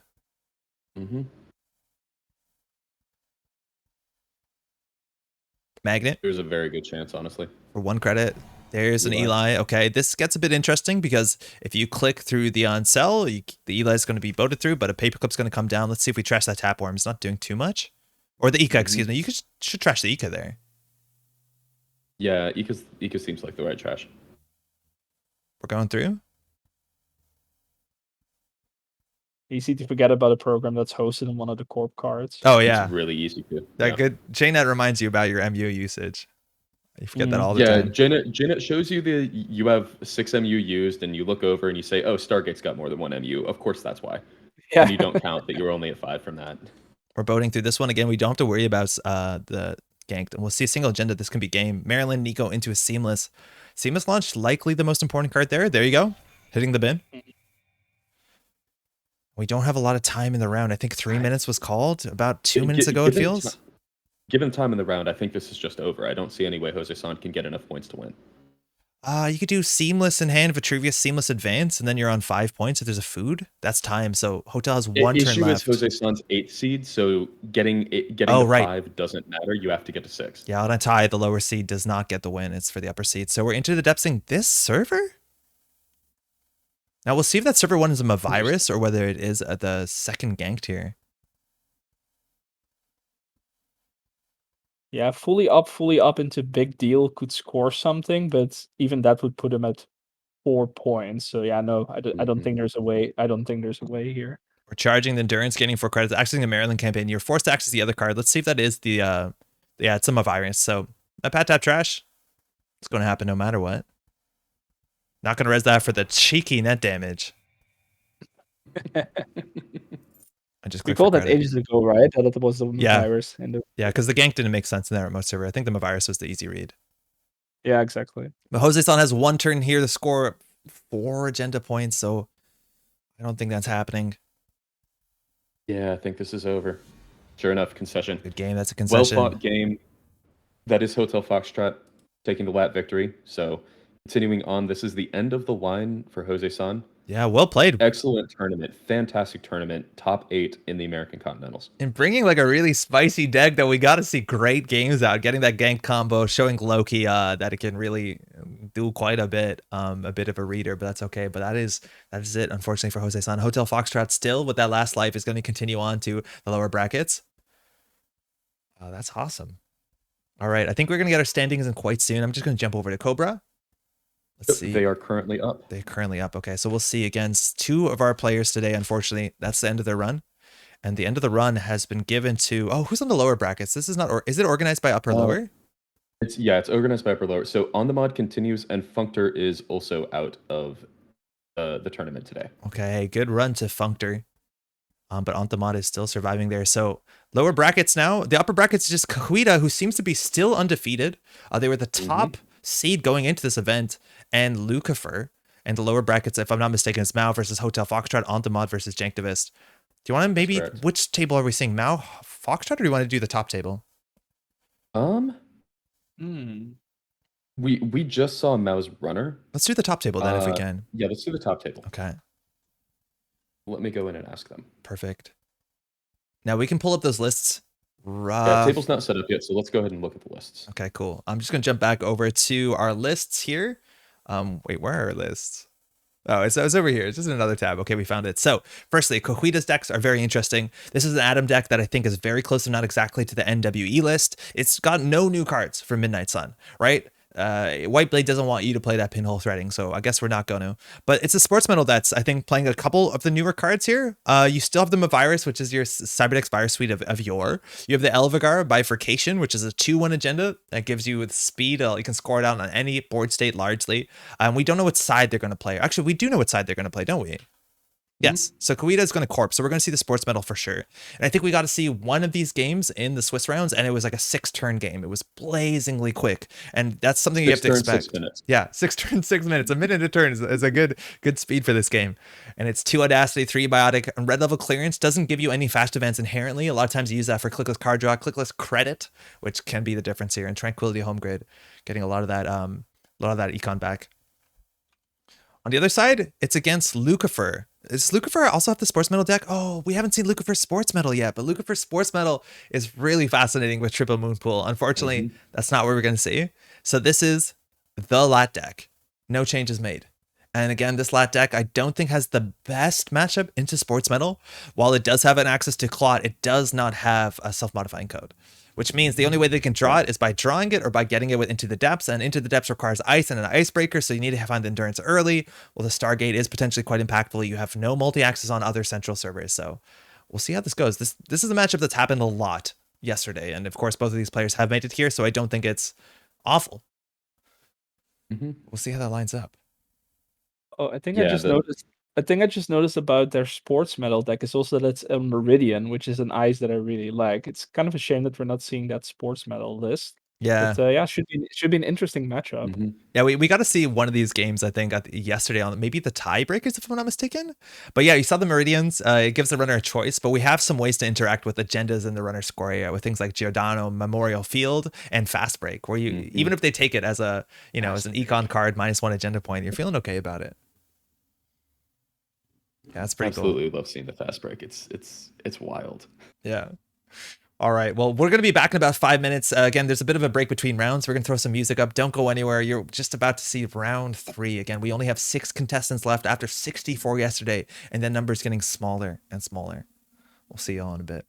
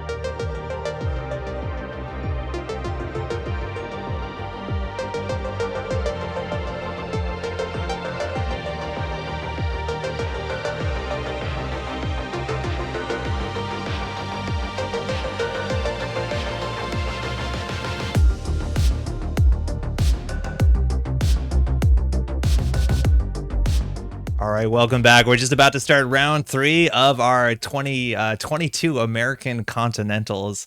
This is the top cut. We only have 6 players left. We're watching the top bracket right now. We're just about to jump in. So either of these players can still take a loss and not be out of the event. And we're looking at here Cahuita. She's on Sportsmetal, a very fast deck. We'll show the deck list right now on the screen. Again, the deck list command is going to show up soon enough in Twitch chat. We're just kind of working on that. On the other side, we have lukifer, who's playing the lat deck. So you see that there. This is not, this is just the straight lat deck, if I'm not mistaken. No changes whatsoever. We'll see how this matchup comes down.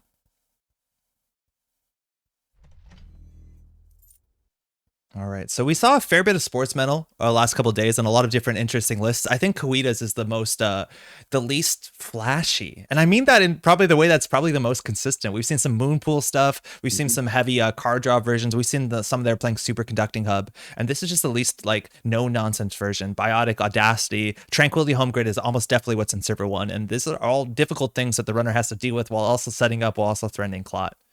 Does this version have a lockdown? No lockdown, 3 RLC. This is full speed ahead, slam agendas into the score area sports. Tumor virus. Tumor virus is super important. I think that a conclusion that we can draw from this top cut and like this tournament in general is that No Frills deck piloted by strong players is gonna carry you all the way to the top cut almost every time. There's a spin doctor. Can't even trash it. lukifer doesn't have to pop it. And we've actually seen Cahuita do the bifurcation D-res spin doctor play on turn 2 consistently. And while lukifer is definitely happy to get that really endurance, it's happening. There's no way it's not happening. Yep, this has to be. The bifurcation, D-res spin doctor. Oh, there's text on this one, and it's not bad sometimes. I think Spin Doctor is what's going to happen more often than not. We're gaining 2 credits off of that score. Mind you, Sportsmetal, 2 cards or 2 credits on score, giving the Pats that money, but lukifer now can just charge centrals. There is a fair bit of card draw that came into HQ, 5 cards over the last turn, but we're just checking R&D. Yeah, it's interesting. Over the weekend, we've seen every deck that's been successful on the Corp side has had their answer to boat. Either you try to tax out boat with really punishing ice with a bunch of subroutines, or you have ways to bounce boat. The answer that sports has is just go faster than boat. Boat doesn't matter if the game's over on turn 6. And we see another agenda beat. It would have been so funny if she did the same thing next turn. That would have been hilarious. Fortunately, no, but yeah, Cahuita didn't snap res the spin doctor a second time. Again, she would have to discard a lot of those cards, so that makes a lot of sense. But here we can see a Biotic Labor or an Audacity. We're hoping for 3-2 agenda for the corporation, and there you go, Vitruvius. This list has a mega pre-qualifier, mind you, a 3-1 agenda that becomes a 3-2 exclusively for the corporation as long as one has already been scored or stolen. And it's one of the big reasons. Just about anything you do to try and stop this corporation from winning helps them also win. They get the money, they get the card effects, they get their agenda effects. But lukifer checking R&D. It is actually helping Lat as well. Stealing these agendas on Lat's turn, triggering Sportsmetal on Lat's turn, you're getting an extra pad tap credit that you usually don't get.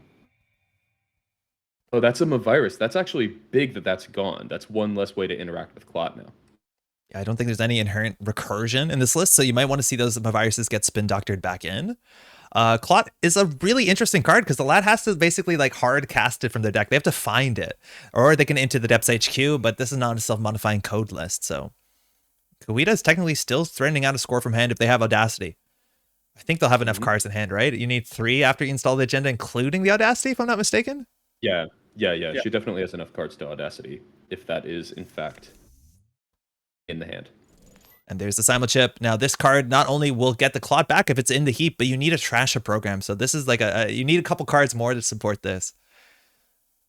Cahuita also has a Spin Doctor still in Server 1, just taking a money turn there with a hedge fund. Just a hedge fund. That's a Biotic Setting threat. Up for, that's enough money for Biotic, which is, I mean, another Biotic and then Audacity. That is, this is threatening game pretty quickly. Game could be over really soon here. Endurance, mind you, Wouldn't 7 on the quite be boat. turn 6, but actually it still could be, right? Turn 5 biotic, turn 6 audacity. Oh yeah, this could Threatening easily turn 6. this could easily be done by turn 6. Lukifer is hitting the top of R&D, so they know what's being drawn. They probably saw Biotic. They probably saw a nasty slip through. Now, they still aren't charging HQ, which those boat counters are not getting anywhere. Maybe they're waiting for the Into the Depths, but Spin Doctor at the start to draw 2. I wonder if you want to pressure that to stop this sort of play from happening and force an HQ, awkward HQ, and then maybe you pivot. But Cahuita's just drawing up. I think importantly breaking R&D lock, so yeah, Lukifer no longer has perfect knowledge of whatever's being drawn. Now, sometimes you have the Biotic in hand, but all the other stuff you have are 3-1 agendas. The Mega Pre isn't ripe yet, so you might not be excited to spend 7 or technically 5 with the refund to get that done. And now Lukifer is definitely hitting HQ. No res there. That's a Mega Pre. That's the Mega Pre. The scariest one to steal, because now all the other Mega Prees are 3-2 exclusively for the corporation. Why are we rolling a die? Oh, cool! Roll 2, server 5. Oh, you love to see it. Amazing. It's like, what side game did we miss? But yeah, we're just rolling a die here to figure out what server to run. I forgot you can do this in down the Jinteki. I need to do this more often when playing against PE. I need to roll some dice. Yeah. Double Maryland. The key is you have to roll the dice and then choose the server you were going to run anyway. Oh, yeah. Just the bait. Yeah, roll the die, pay 0 side game. That's how it goes. That's the second Maryland. I think we see the big unit 3000 in chat. I saw Jonas do that in person once. Spin a side spinner under the table, and then don't even look at it and bid whatever was in the hand. Cahuita now on 9 credits, a lot of cards in hand. There's no fast advance clot threat here, so we're Biotic Labor. Let's go. That isn't going to be a Mega Pre. Potentially Illumina will be amazing, but it's a 3-2 agenda. Mega Pre. Cahuita now on game point. Audacity into a 3-2. We are now slightly behind our personal best on turn 7, but still respectable, especially for what's it called, for like a live stream event setting. 7 points in 7 turns is pretty respectable for sure. Let's see if it happens. Certainly threatening that. There is another Mega Pre that could easily do that. There are other 3-2 agendas that could easily do that. You need an Into the Depths. This could be over so fast. There's 3 in the list. You need to hit HQ. You need to get the clot down because it's 1 in 29. The Into the Depths makes it 4 in 29. We've played how many diesels? I think we've cracked 2 of them, just 1 so far. The tricky thing is, I have to think that there isn't naturally a 3-2 in hand right now, because you would leave the Mega Pre in hand if you had a 3-2 and you would just score the 3-2, right? Yeah. Yeah, I think you're right. So might potentially crack Spin Doctor to potentially try to find one next turn, breaking R&D block. Yeah. That you could like happens. Yeah, red level clearance can change that, mind you. You could always like panic draw clicklessly for it. But I think the Spin Doctor is an interesting thing that Lukifer might want to consider contesting a while ago, because even if they run R&D and see what it is, you could Spin Doctor before mandatory draw.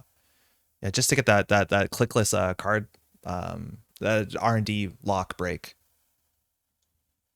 I guess the other option I'm seeing in chat here, if it is just the last Mega Pre qualifier in hand with an Audacity, that's like just the absolute nuts draw. Yep. Yeah, for sure. And there's not enough Elvigaus left to score at the third and fourth one, mind you. Cahuita. Just hoping your opponent doesn't have it. Technically, it's an option, but it's hard for Lukifer to interact with this. I think you can just slam HQ though and just get the agenda there. Like, it's the best you have. You could potentially lock R&D, but again, it's hard with the Spin Doctor. But you have that boat, and that boat is doing nothing. Right. If you don't run HQ here, this boat was just 8 credits and a quick for absolutely no reason. Yeah. Pray to top deck clot. Yeah, you have one click to top deck clot or the Into the Depths. I'll be a minute. It's fine. The speed run, we're not counting the minutes, we're counting the turns. So you can take your time. You have 2 diesel, the clot itself, and the Into the Depths. So I think drawing here, like, what are you hoping to do with 2 clicks if not finding the clot? So I think you might be able to draw once and then go from there. I mean, it is an uphill battle for sure. Yeah. Lack of SMC really hurts here. Do naturally have to have it in the top cards that you draw though, because Symbol Chip cannot get it from the bin. Yeah. There's no program installed to trash. And I don't think Lukifer has it. Otherwise, they would just install a program and discard. So yeah, I think it's the Into the Depths or the clot naturally off the top, and then so it's 4 and 29. Not great. Math is slightly better if you have a diesel in hand, but even if you have a diesel, you can't get to it. Oh, I see what you mean. If you played the diesel, yeah. So Lukifer's Yeah. not committing to getting as many accesses. So if this was into the depths, I'm pretty sure we'd slap it down, but we're just getting one run on HQ Ooh, here. Just a run on HQ. Now, if you do steal a 3-1 or a 3-2 Try to find here, the agenda. it's a hedge fund. Just a hedge fund. Cahuita could have Well, it. We'll see if the Spin Doctor gets used. R&D isn't a fresh card. You don't really need to. There's no red level clearances in the bin, which you could use to get that depth on your draw. Let's see what happens here. Yeah, and Cahuita has enough. She has enough money to play RLC at least once and still be able to Audacity. She can play twice, can't she? Audacity costs 1 credit, right? Oh, it's free? Or you still need to advance once, right? No, Yes. Audacity is free. Audacity is free. Oh, sorry. RLC is 1 credit, isn't Yeah. it? It's not 2. Yes. Yeah. Yeah. But Cahuita doesn't have it. Just 2 cards on the remote server. Mind Nope. you, Lukifer now has another turn to find the stuff. Finally going for the Spin Doctor there.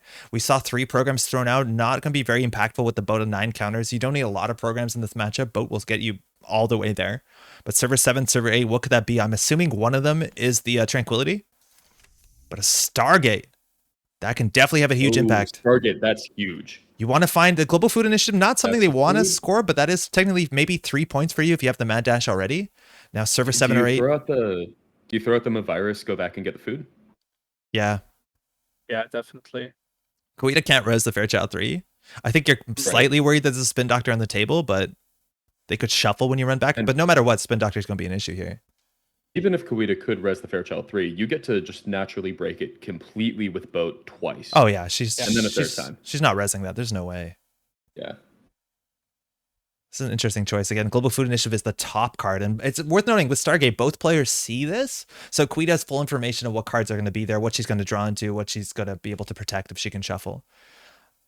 If you put it on the table, then well done. So trashing the virus. And the interesting thing, stealing the Global Food actually gets Cahuita 2 card draw, which might be exactly what she needs. But a Mad Dash. Ooh, a Mad Dash. That's Let's big. see the Spin Doctor. Spin Doctor would be so sick here. On No, same Spin card. Doctor decided just naturally an agenda on 4th card. And there you go. Okay, Sportsmetal 5 gets points. 2 cards. There's no clicks left here, and Cahuita just drew 3 extra cards. Whoa, 6 extra cards. Cahuita. Oof. She has to have it here. You're looking for 1 Mega Pre, 2 Vitruvius. Biotic also is live now. Yeah. So Or 1 Lumino. There's so many options out here. If she hasn't drawn into any of the 3/2s at this point, but I just don't see how that could be the case. There's still no Clot. This has to be it. Take your Install? time, though. Biotic. Biotic. That must be the There game. we go. Triple advance. That's game. That's the Vitruvius. Cahuita gets it. GG. So Cahuita in grand finals. Hasn't lost a game so far. Top of Swiss. She's been crushing through this. I've heard she's a newer player too. And this is one of the, I don't know if the first events. I've been reading chat, so I don't fully know. Maybe we should get a source here. But apparently this is like a really, really strong showing. Really well played. Yeah. Extremely. Lukifer, mind you, just dropped down to the lower brackets. They still have a chance to come back and right this wrong in the finals if they can make it there. They have a couple games there, and you see in the chat, no depths equals sad panda. The depths is so important in this matchup. It's the same idea though. If you don't draw yourself modifying code, you don't draw into the depths. That's the same sort of idea. Now those were fast games. The 2 other tables are up. Do you want to check real quick? Potentially, Panzer, if we can see table 10, Foxtrot into Mao, because I think Mao is the smoke. We'd love to see that. Yes. Let me go in and ask. Awesome. Let's see if I can just fetch those deck lists really quickly. So Mao is the smoke. Yeah, okay, perfect. Yeah, up against the R+. That's a hard matchup for the runner, I Agreed. think. You have a I'm lot of actually resources very at interested. smoke. That was a matchup that I think are was good to conceded stream on last this table. week. Okay. Yeah, we're good to stream on this table. We do Perfect. see Smoke is currently up 3-0. So With a drag on the table. Okay. So this exact matchup, this is the Reality Plus deck. We'll pull up the deck list real quick. This is the Drago sort of prison deck that won the APAC yesterday. I think it's card for card the same. Well, Mao is on a very interesting twinning-based smoke list. And last week, there was this matchup in the top cut. I think it got to game 4, and I believe the smoke, which was played by Odal, who is a very confident smoke player, just conceded the game, understanding that this matchup is quite difficult. On the basis that the deck is resource-based, and there's a Drago on the table behind a triple advanced Mouseless. What are you going to do? How are you going to generate enough stealth credits to deal with any of this? This might be a bit of a lock. it's a tall order.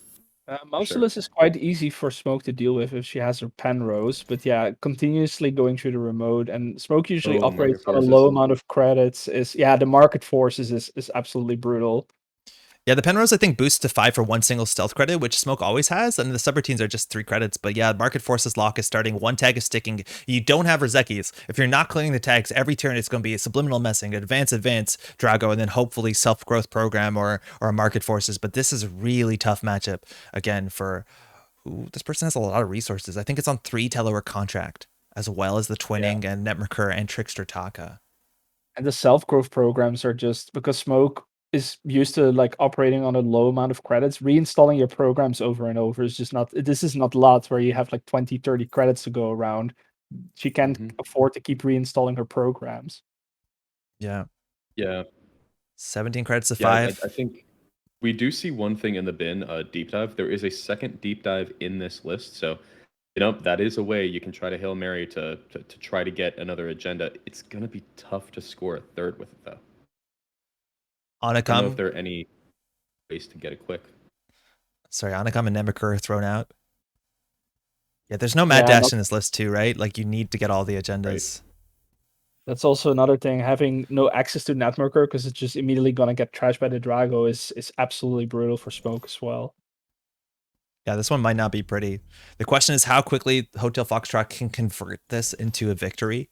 Again, there's no breakers, there's no stealth credits. A lot of that stuff requires the other part of it. Mao is now getting some credits and actually clearing the tag, so Hotel Foxtrot might have drawn into some punishment next turn. Maybe they just want to pivot into an agenda and try to close this game a bit faster. But Paperclip now hitting the bin. Again, there's no hard end runs in this list unless you're tagged. Most of the stuff you can deal with credits, and Smoke doesn't have a link.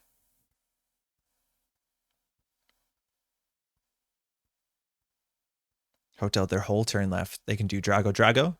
Again, in terms of the punishment, 1 archive, 1 market forces, 1 self-growth program. The market forces is a 3 credit swing. Still good. And with no pad tap too, this Drago isn't giving any value to the runner. Sometimes you see the pad taps giving you some credits back to help ease with clearing the tag every turn. We're drawing 2 cards. You don't see that a lot, but with 19 credits, why not?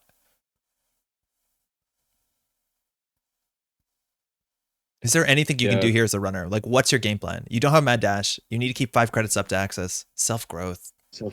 Oh. Enjoy your misdirection. That's really rough. I think the best you can hope... neither of those is especially expensive. I think it's more just the having to take the clicks, and even 1 credit's a little expensive when you're in this Drago endgame. The best you can hope for is to overclock, and you have to take some very lucky accesses on R&D and HQ and try to win. Like, R&D is probably your best bet with overclock, but you definitely still need the 5 credits and the 2 installs, because otherwise you can't even steal anything. I think we're pivoting here to agenda. If you manage to get enough money, you do have a few really corner case lines, like drop down a Twinning, use Mantle that turn, try to double single axis agenda. Yeah. There are lines. It's definitely not over, but it is a tough position for Smoke right now. It's not only like those lines are super niche, but on top of that, you need to have cards to shuffle back into your deck, or like 10 credits to steal 2 more Bolognas. Like, that's kind of the nightmare there. But yeah, we'll see. Again, into the remote server. Penrose breaks barriers. We only have 1 stealth credit, but again, the end the runs here are not too... It's just like an IP block's going to end the run. The Eula is going to end the run. Overclock will help with actually both of those. Penrose can break IP block this turn. Penrose gets through IP block this turn. Yeah. Oh, that's true. Yeah, barely. And then nothing else. I guess Overclock does help, excuse me. Yeah. I think they might be able to steal this agenda, whether it's a Bologna or the other agendas that going to be the deciding factor here, because I think you're right. They can probably get in. Degree Mill can be stolen. I don't think there is a way Bologna can, unless... We might not spend any money on this. Yeah, if you let all of these fire, then yes. Yeah, you can steal a Bologna. Overclock's perfect. Yeah, you can. Okay. You're gonna be tagged out to wazoo, but you can definitely do it. You will be. I mean, I guess it just means that you're committing to being tagged the rest of the game. Basically, it makes the market forces more punishing. But I don't know if Smoke's ever going to be on 10 credits. Yeah. Wait, how much of the mouse list do we have to break? The money doesn't matter. The net damage kind of doesn't matter. So you have to get through one of these subroutines. So 1, 2. Yeah, that's all your... Yeah, you have 5 credits. You have 7 credits to access. You could break more of the subroutines too. Amazing. This is interesting. Or it could be left with real credits at the end of the run. Depends on Yeah. exactly what seems valuable. So the cool thing about not having credits is you don't have to worry about market forces. And eventually the misdirection actually does allow you to claw back out of the hole, which is good. We're hitting the mouse. I'd consider staying at like 1 credit because then market forces isn't the best value. It's a degree mill. Yeah. Oh. Yeah, I guess if you stay at 1 credit, then you get to credit clear 3 tags with misdirection. Yeah. Yeah. And also, That if you have seems like 1 a credit, reasonable amount. credit, reinstall Penrose if it gets bounced, make a run. But no, then you're at 0. If you have 2, then you could overclock. Is this the second or the? Oh, this is the first overclock. No, second yeah. overclock. Yeah, second over. So I mean, the last overclock definitely opens up lines. Yeah, overclock is really important here. Yeah, was this an over aggressive agenda push from Hotel Foxtrot? Potentially. I think if it was not the overclock, that might have been a bit dicey because we didn't know what the ice was. One of them could have been an EULA to IP block, and that's a different remote server by a mile. But Mao now has 3 tags, shuffled away the mantle and the simul chip. And it's interesting, the mantle is actually important because if you that's the Penrose. triple and advance the mouseless now, you do need 2 stealth credits to get through this whole remote server. And currently we only have access to 1. Backroom 2 also to get some points on the table. But now, whoa, time could matter. Hotel Foxtrot still has a lot to do. They need a triple advance the mouseless, I'm pretty sure. I don't know how much time is left in the round.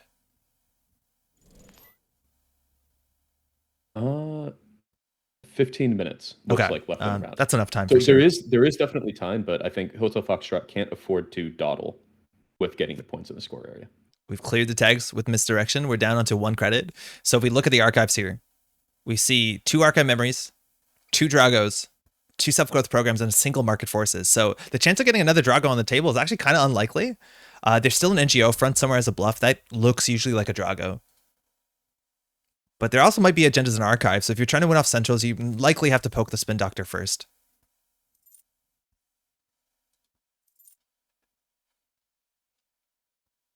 Yeah, I wonder at what point Hotel Foxtrot decides that advancing Mausolus is the right line. Yeah, it might be. It's sometimes hard to keep people out of the remote server. Yeah. Especially if tags are not too big of a threat with a lot of the tag punishment in the bin. The issue is like Mao definitely needs to keep an overclock in hand to be able to deal with Bologna. I think it will be interesting to see the 4th ice because it could end up being the case that the 4th ice is just less taxing than triple advancing the Mausolus. Yep. Okay. So what could this be? In the remote server, if it's a Bologna or it's a degree mill, they're equally likely. So you probably want an overclock for one of them. If the outermost is an IP block, you can't let the trace fire because Hotel Foxtrot has more money than you. That's obviously an issue. We don't have access to a paperclip, I don't think. Oh, we do, but that's clearly very expensive. And you still need to install from hand your Penrose. So you can install paperclip, install Penrose, break the IP block. So you're already at 4, 5, 6. I guess you can save some credits off of the mantle and the smoke. If the IP block is res the turn that Penrose gets installed, you can actually just use Penrose. Oh yeah, touche. Yeah, you totally forget about installing paperclip here. I think you just like if the Penrose keeps getting bounced, the one good thing about that is you can just keep breaking IP block with the Penrose, and you never need your paperclip. That's true. That's a good point. It is expensive, but so is paperclip. So yeah, there's a chance that install Penrose overclock can get into this remote server. Again, there's always 1 NGO front, and the decklists are open, so everyone knows what's available. Overclock costs 1, doesn't it? It does, but you still are credit positive. Well, but like this turn, with only 3 clicks left, so credit Penrose. Oh yeah, so if you overclock last click, you do have exactly enough clicks to do that. Wait, how much money does Penrose cost to install? 3. It's 3. Oh, okay. Wow, I thought it was less than that. Okay, so then you only have 5 credits and 2 on smoke. So I don't even know if you get in there. You'd have to hope it's a degree mill. Yeah, Bologna would be out of reach at that point. Credit. Throwing out the daily cast subliminal message off the top here. It is an agenda. It's the Bologna. Keeping the credits up. That's good. So that means more of the agendas that are in the game are not Bolognas, which I think is a harder one for Mao to interact with. So I think you're happy with that score there. Definitely. And that whole Penrose interaction is going to be a really big deal because once Mao commits to installing it, that's the turn they can break barriers largely. But both players obviously still in this game. This is wild. Click Yeah, no, for some money probably credits. Drago off. Yeah, Drago money off up the here table. little. So It's nice.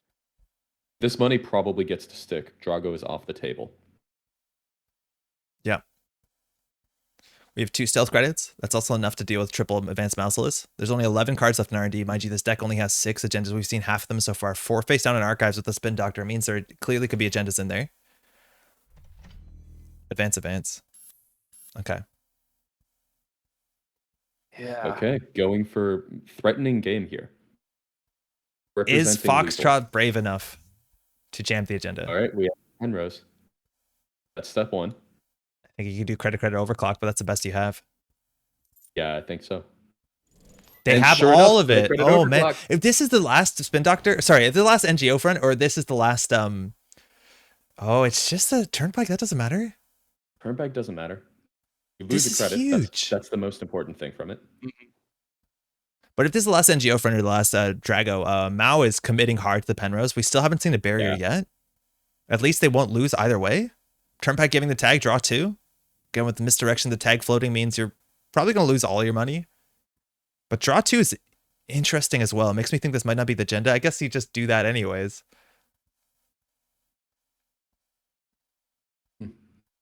We are breaking the mouseless parts of it. We don't want to take the net damage, I don't think. Well, you have to break the second mouseless, otherwise the net damage definitely flatlines you. Yeah. It's a fun house. And you do need to get through. So it is important to actually get through. Yeah, I'm betting this is an NGO front. There's no way that Foxtrot jammed in this remote server, but maybe that's exactly the information. That would just be, that would be such a, we talked about respect plays. That would not be a respect play. Mouseless, you got to boost once, takes a stealth credit with the Penrose, and then there's 3 separate teams. One of which you have to break. The other 2 are not that. Oh, 2 of which you have to break, excuse me. And that's going to leave you still more than 5 cards for Bologna. You have more than 2 cards installed for your degree mill.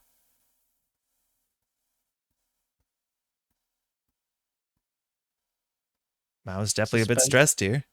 I can hear my heart beating. It's the NGO. NGO, heartbreaking. Ouch. The respect play. 4 tags means that is respect. Yeah. That's the credits gone. We're going to see probably the punishment here. We've only seen 1 market forces so far. So Mao's going to go down to 0 credits with 2 recurring on some of their programs. Maybe their programs will be returned too. The thing is though, is if Hotel Foxtrot plays any amount of tag punishment this turn, there you go, self-growth program. They're not winning. Yep. They're not jamming the agenda. Penrose and Mental back to hand. There's the market forces. Market forces. Lose 5, game 5. Not, you could argue that they are winning, just like they're not install advancing this turn. Yeah, that's what I mean. Like market they're not winning this to turn. Go down to 0. There's no way. I mean, yeah. Mao can money up, install the Penrose next turn, and still get a decree mill access. But Foxtrot here can like market forces advance. Yeah. If they have it. No, just hedge if fund. he has the last... hedge funds, that's okay. Okay, so we know there is a chance here. This either is the last Drago or any of the agendas. It can't be anything else. It's Drago or agenda. Now, likely, I think more likely to be the Bologna at this point.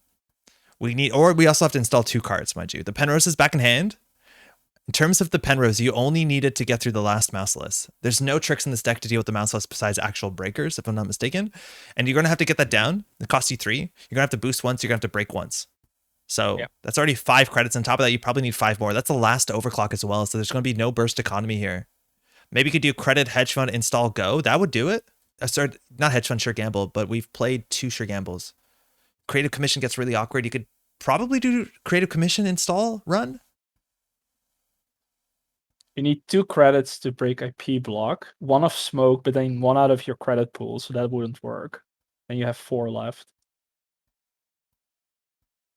Yeah, the smoke credit's definitely going to matter here when you're trying to scrounge your way through all this stuff. But Mao knows is the last turn likely drawing. That card has. I don't know. Definitely not looking to get through server 1. There's a chance you can pivot to centrals here, but I think it's really difficult with the spin doctor. Like I'm assuming there's agendas in archives, and there could be 2 agendas in archives, which means there's nothing else in R&D or HQ if the last one's in server 1. Yeah, one of the really tricky things about trying to go to centrals is all of this money means this ice is live. Yeah, any for sure. IP blocks anywhere just make it so hard for you. Yeah, you need 7 credits, and then still, if you get the paperclip down, and if they don't res and you don't have the paperclip installed, you can't even install the self-growth program. So you have to commit to installing something too. You could do the Penrose. Yeah, you have to commit to Penrose. Yeah. So it's all about the degree mill because I don't think we have Bologna Bucks. But this remote server is technically challenged. Like, it could be challenged with the right cards in hand. I feel like the first click draw might not be it. Again, if this is Hotel Foxtrot not respecting Mouse ability to get in, and this is in fact a degree mill, then you can get into server 1. That is a big call to make, though. Yeah. Given that Hotel Foxtrot has all the money in the world, all the time in the world, there's absolutely no reason that you have to go for a degree mill push here. Yeah, with 6 cards left in R&D, you'd have to assume they found the last Bologna again. Maybe they didn't, but you'd want to think they have. There's no tag punishment there. I think a Market Forces would be played if you could. Otherwise, the hedge fund's not really important. Going from 23 to 27 doesn't matter. One bad thing is also that the Endless Eula is still unaccounted for, because IP block, Yeah. he can break relatively easily, but Endless Eula is a complete lockout. There's no way he's getting past that. It's a one of Eula, so maybe you could run a HQ R&D, but yeah, and you still need credits. You still need ways to deal with all this ice. Or the agendas, unfortunately, credit, run HQ doesn't steal a degree mill because you only have one installed. Yeah. Yeah, that draw was pretty crucial, actually. I was actually wondering what he was drawing for, because now, with this board setup and considering he only has 3 clicks left, it's really quite hard to see what he's going to do here. I think the best you could do is install Penrose, run server 1, and hope it's degree mill. Yeah, I was saying either one card or one credit short. You have to make a redo. I think going through the exact same math we were. Mm-hmm. I think they're more likely for that to be the Bologna, but you could always just hope that it's a degree mill, because otherwise you're going to lose no matter what. And Centrals seem a bit harder. Yeah, all the overclocks are out. Yeah, baiting out that last overclock was, again, we've seen a few really good installs to bait runs. That was an extremely good one. Very, very good play by Hotel Foxtrot. This is top tier Netrunner with these different lines and so on, where like you can ask 12 different people to analyze this board state and what you would do, and you'll get 12 different answers, because there's just so many different paths that you can take here. So creative run HQ means that if this is the Bologna in the remote, there's no reason to res, because you can't steal degree mill here. It's fun from HQ, and that's it. Good game. Advance. Let's see what it is. Okay. It was the Bologna. So the central one's the choice, but you had to install a card first. Good game to both of these players. And it looks like Hotel Foxtrot still surviving with this Reality Plus deck that a lot of people know about. And it's apparently not meant to be good into a Shaper meta, but Mao will take the loss there. That is the end of Mao's run with the smoke, if I'm not mistaken, yeah. And a really good run, too. That's a hard matchup for Smoke, I have no doubt. You have all those resources. Yeah. Yeah, so that does mean, so Cahuita is sitting in grand finals. She'll be awaiting, so the first matchup in lower bracket, we will have aunthemod, who did win on Corp against Janktivist, playing against Hotel Foxtrot. Okay. The winner of that will play lukifer, and then the winner of that will play Cahuita. Okay, I'm not very good at understanding these brackets without seeing them visually. Is that Janktivist is now out of the event? I think they lost in the bottom bracket. Janktivist and Mao are both out now. Okay. So it's aunthemod versus Hotel Foxtrot, while lukifer waits to play the winner of that, and then the winner of that goes to Cahuita. Okay, fantastic. Correct, yeah. Yeah, so again, fantastic run by Janktivist. Top 6 at American Continentals. Yeah. Unfortunately, the run does end here, but great tournament for him. Yeah, fantastic tournament. And we're just about to hit the back half here. We only have maybe 4 to 5 rounds left, if I'm not mistaken. I do want to say we're going to go to a break in a second, but I do want to say thanks so much for Captain Nice for joining us. It was an absolute pleasure to have you commentate today and yesterday. I know you will be bowing out after this round. Hopefully you had a good time. I had an amazing time. Thanks for having me. And it's not that late, so I will be watching the rest of the finals from here on out. And yeah, till next time. Awesome. Perfect. Well, hope to see your hype in chat, but don't go anywhere. We're going to be right back. The next round is going to start in about 5 minutes, and we'll be back for more 2022 American Continentals. Hopefully you're having fun.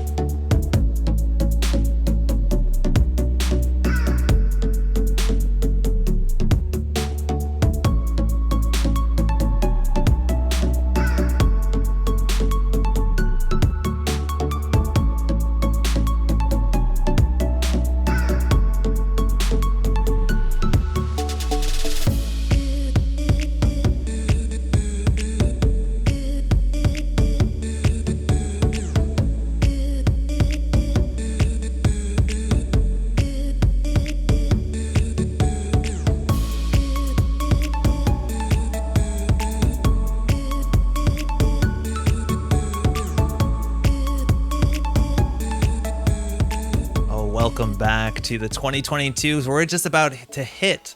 This is the lower bracket semifinals. Excuse me. Clearly something's wrong here, but I can fix that in a second. There you go. Welcome. My name is Andre from the Metropol Grid, and I'm joined by two guests. Of course, Neuropanzer. You've been here all weekend. It's been an absolute pleasure. How's it going? Doing great. This is a weekend of Netrunner we will be talking about for a long time. Yeah, for a while. It's been great. And of course, Cranked returning from last night as well. Yo, how was your night? We had a long night last night, huh? Longer than expected with those tiebreakers.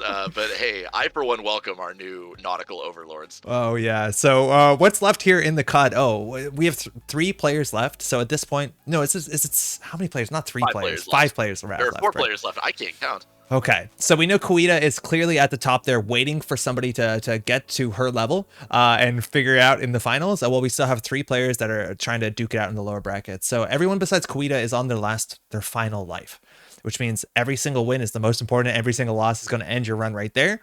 So right now we're waiting for aunthemod on Corp versus Hotel Foxtrot on Runner. Once they play it out, they will be waiting for the person who was just knocked down for the top bracket. So they actually have a round to rest, while Cahuita has two, and that can be valuable sometimes. It helps to get the breather, but sometimes you want to keep your mind in that sort of headspace. How's it been watching so far, Cranked? I know you've been watching the last 3 rounds. Been good. I think we've definitely seen players attacking the boat in all the angles that they have available to them, whether that's just pedal to the floor, like speed running, frame saving techniques, or whether that's just bounce the boat 8 times, or whether that's just curl up in a ball and die. I mean, that happens too. But Cahuita is the last hope for any boat haters that are out there. Any landlubbers in the audience, that's probably the person that you want to be rooting for. But before we get to that point, we're gonna see more nautical nonsense coming down from Hotel Foxtrot. The game has started. Yeah, we're into the game, so we're gonna pull up the deck list real quick. The lat deck, I think, is just the lat deck. I think this is the one with a single deep dive added, so we're on 46. And this precision design is on a single anoetic, 2 mana garm, and we're on 2 border controls. So we have good money with the big deal, but this deck is pretty well tech to deal with the boat. If you have to run back with the border control or the anoetic and the mana garm, you're gonna run out of counters pretty soon. Yeah, notably, one of the precision designs in this cut was on next activation command. This is not that list. You were relying completely on your border controls, your void, and your skunk works. Oh, wow. Okay, so that was turn 2. Yeah, single ice. Again, we've seen some of the shapers just play econ, drop the endurance, run server 1. Respect the Rashidas, but aunthemod is just going to jam out that off-world office. Trashing an anoetic void from HQ, definitely a huge hit that could come back later with an agenda score, but we do have the seamless launch back to hand, and the drip economy is there. Daily cast, pad tap, Beth, Rizeki, all the stuff that you install and just forget it's there, while it gives you an immense value through most of the game. Foxtrot's got to be happy to trade. And an ice. Is this just rush out to 4? This is another 4-2 agenda. Either that or Rashida, but we're going to get another agenda scored. Is this the architect deployment test option where now we can just find that last food, hopefully, and get that in there as soon as possible? No, aunthemod is on Vitruvius. Oh, Vitruvius. Yeah. Okay. So it's hopefully an off-world office. A Vitruvius with a token is also very valuable because you have the anoetic waiting in there, and you'll bring the seamless back that you used anyways. But we'll see. This can be over again. You're talking about the marathon safe or our glitchless speedrun here. We'll face check into that. Seeing it out of a corp we didn't expect it from, I think. Another valid play with Vitruvius is seamless, advance, have a click left to do something else. With 4 credits here. Let's see with the res. We clicked their Fairchild 3, but that's an off-world office not being able to res. Oh, no second res. Yeah. That has to be an on-sell or a Fairchild, right? All the end the runs are less than 4 credits. But we're just going to run it back. He's continuing to jam, though. I legitimately wonder if aunthemod is even going to bother icing. Probably R&D to hedge your bets against Stargate, but HQ, I would hazard a guess, is going to go on iced all game. There's a paperclip in the bin too, so the Hagens on the remote server are not too strong. The border control is still an issue because you have to come back through the Fairchild 3. Mind you, border control Fairchild, a really nice combination. We haven't actually seen that much of on stream. But Hotel Foxtrot trying to figure out whether they want to spend their whole turn running this. At this point, they've spent a click. Yeah. Going to set up a little bit more, it looks like. Drawing a card, trying to find... I think ideally trying to play 3 things from hand now. There you go. Sure enough. Endurance, Dirty Laundry. Charges the boat. You want to get that 1 run a turn, and a Rashida on the remote server going to give aunthemod the options they need for this turn. So now the Fairchild 3 you can get through. without spending a whole turn if you don't want to. Of course, 4 boat counters is a lot. They only come back 1 a turn. Usually Into the Depths can change that. But aunthemod has to figure it out here. Border control, a nanoetic, a managarm, all this sort of stuff is going to be pretty reasonable on the remote server. I have to think that the inner ice on server 1 probably isn't border control. I think aunthemod Yeah. probably would have rezzed that and then popped it against Hotel Agreed. Foxtrot on the run that scored the off-world office.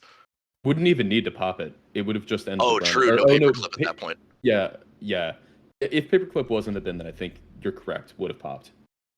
So server when we get it installed, 6 cards in hand, it's not going to be an issue. Precision Design has an additional hand size on top of a very powerful effect and a small deck size. We're icing up R&D, just making sure that Endurance can't get free value, let alone you have to respect the Singleton Stargate in the list. But we're forcing the issue here. R&D, any ice can be sailed through. Endurance is going to connect with the drafter. You don't want to let that fire. You're going to spend 2 counters off your boat. Top of R&D here. Feels like a Drafter really, would be really good. feels like a really good Rashida. opportunity to depth R&D as well, especially knowing that you're going to get a free access. Yeah, I think if you have the depths, you always depth there, right? Like, you know it's a single ice. You know you're going to get through it. Maybe they pop a border control in R&D. That's not happening. They're not even going to put it there. Yeah. So I think you could just fire that down to get another Rozeki or a Tapworm, whatever you need. Tapworm. Oh, I guess you need to Tapworm's gonna run slowly first. dip Yeah. here. Now, mind you, again, so much of these econ cards are things you just install and don't have to worry about. You know, the runners clicking their Regulus or clicking their Teleworks or their Liberated counts. This is not that. You can just draw up. You can just get the free card draw with Lat. Mind you, PD is a good reason to play into Lat. We don't need to click to get money with free real estate out here. We're just gonna run. Void and RLC are the choices with Spin Doctor. So leaving the Rashidas in the bin, I think that's probably, there's a reasonable chance you just don't have time to fire another Rashida, but also it does leave you some juicy targets for Drafter in the bin. Charging a remote server, we have an upgrade. Either the Anoetic or the Managarm. Hotel Foxtrot can deal with one of them relatively easily. Let's see what this ice could be rezzed here with 8 credits. It's a second Fairchild, so it's just 1 credit short. Very good. Wow, on turn 1, they're scoring out behind a Fairchild 3, which again is never perfectly safe, but yeah, you'll take it. We're through. And some Managarm, so now they have to spend 5 credits more. Let's see if that's an agenda in their remote server. Just a Tranquility. Nice run. Just a Tranquility. Wow. Very good bait there. Great bait. I rate 8 out of 8. Hotel aunthemod now down to 0 credits. Hotels looks like they're on 2 now, while the Tapworm and Pad Tap might not fire this turn. They still have Frank, good drip. What would you say was the quality of that false lead? That was high quality. That was high quality false lead. This is, I think, the time when Hotel desperately wants an Into the Depths. This remote server is looking so soft to hyperbaric in just a little bit. That's a misclick. Looks like a misclick. Maybe you want to consider HQ, but something is in server 1, and with Seamless, you could technically threaten out a Vitruvius. We're going to get the undo there. Again, on JNet, it's really easy to do the wrong thing if you click the wrong button. That doesn't happen in person play, so a lot of the players are pretty forgiving. Endurance getting a charge, border control on HQ, 4 credits for a very powerful effect, but Creative Commission, we're back into the money.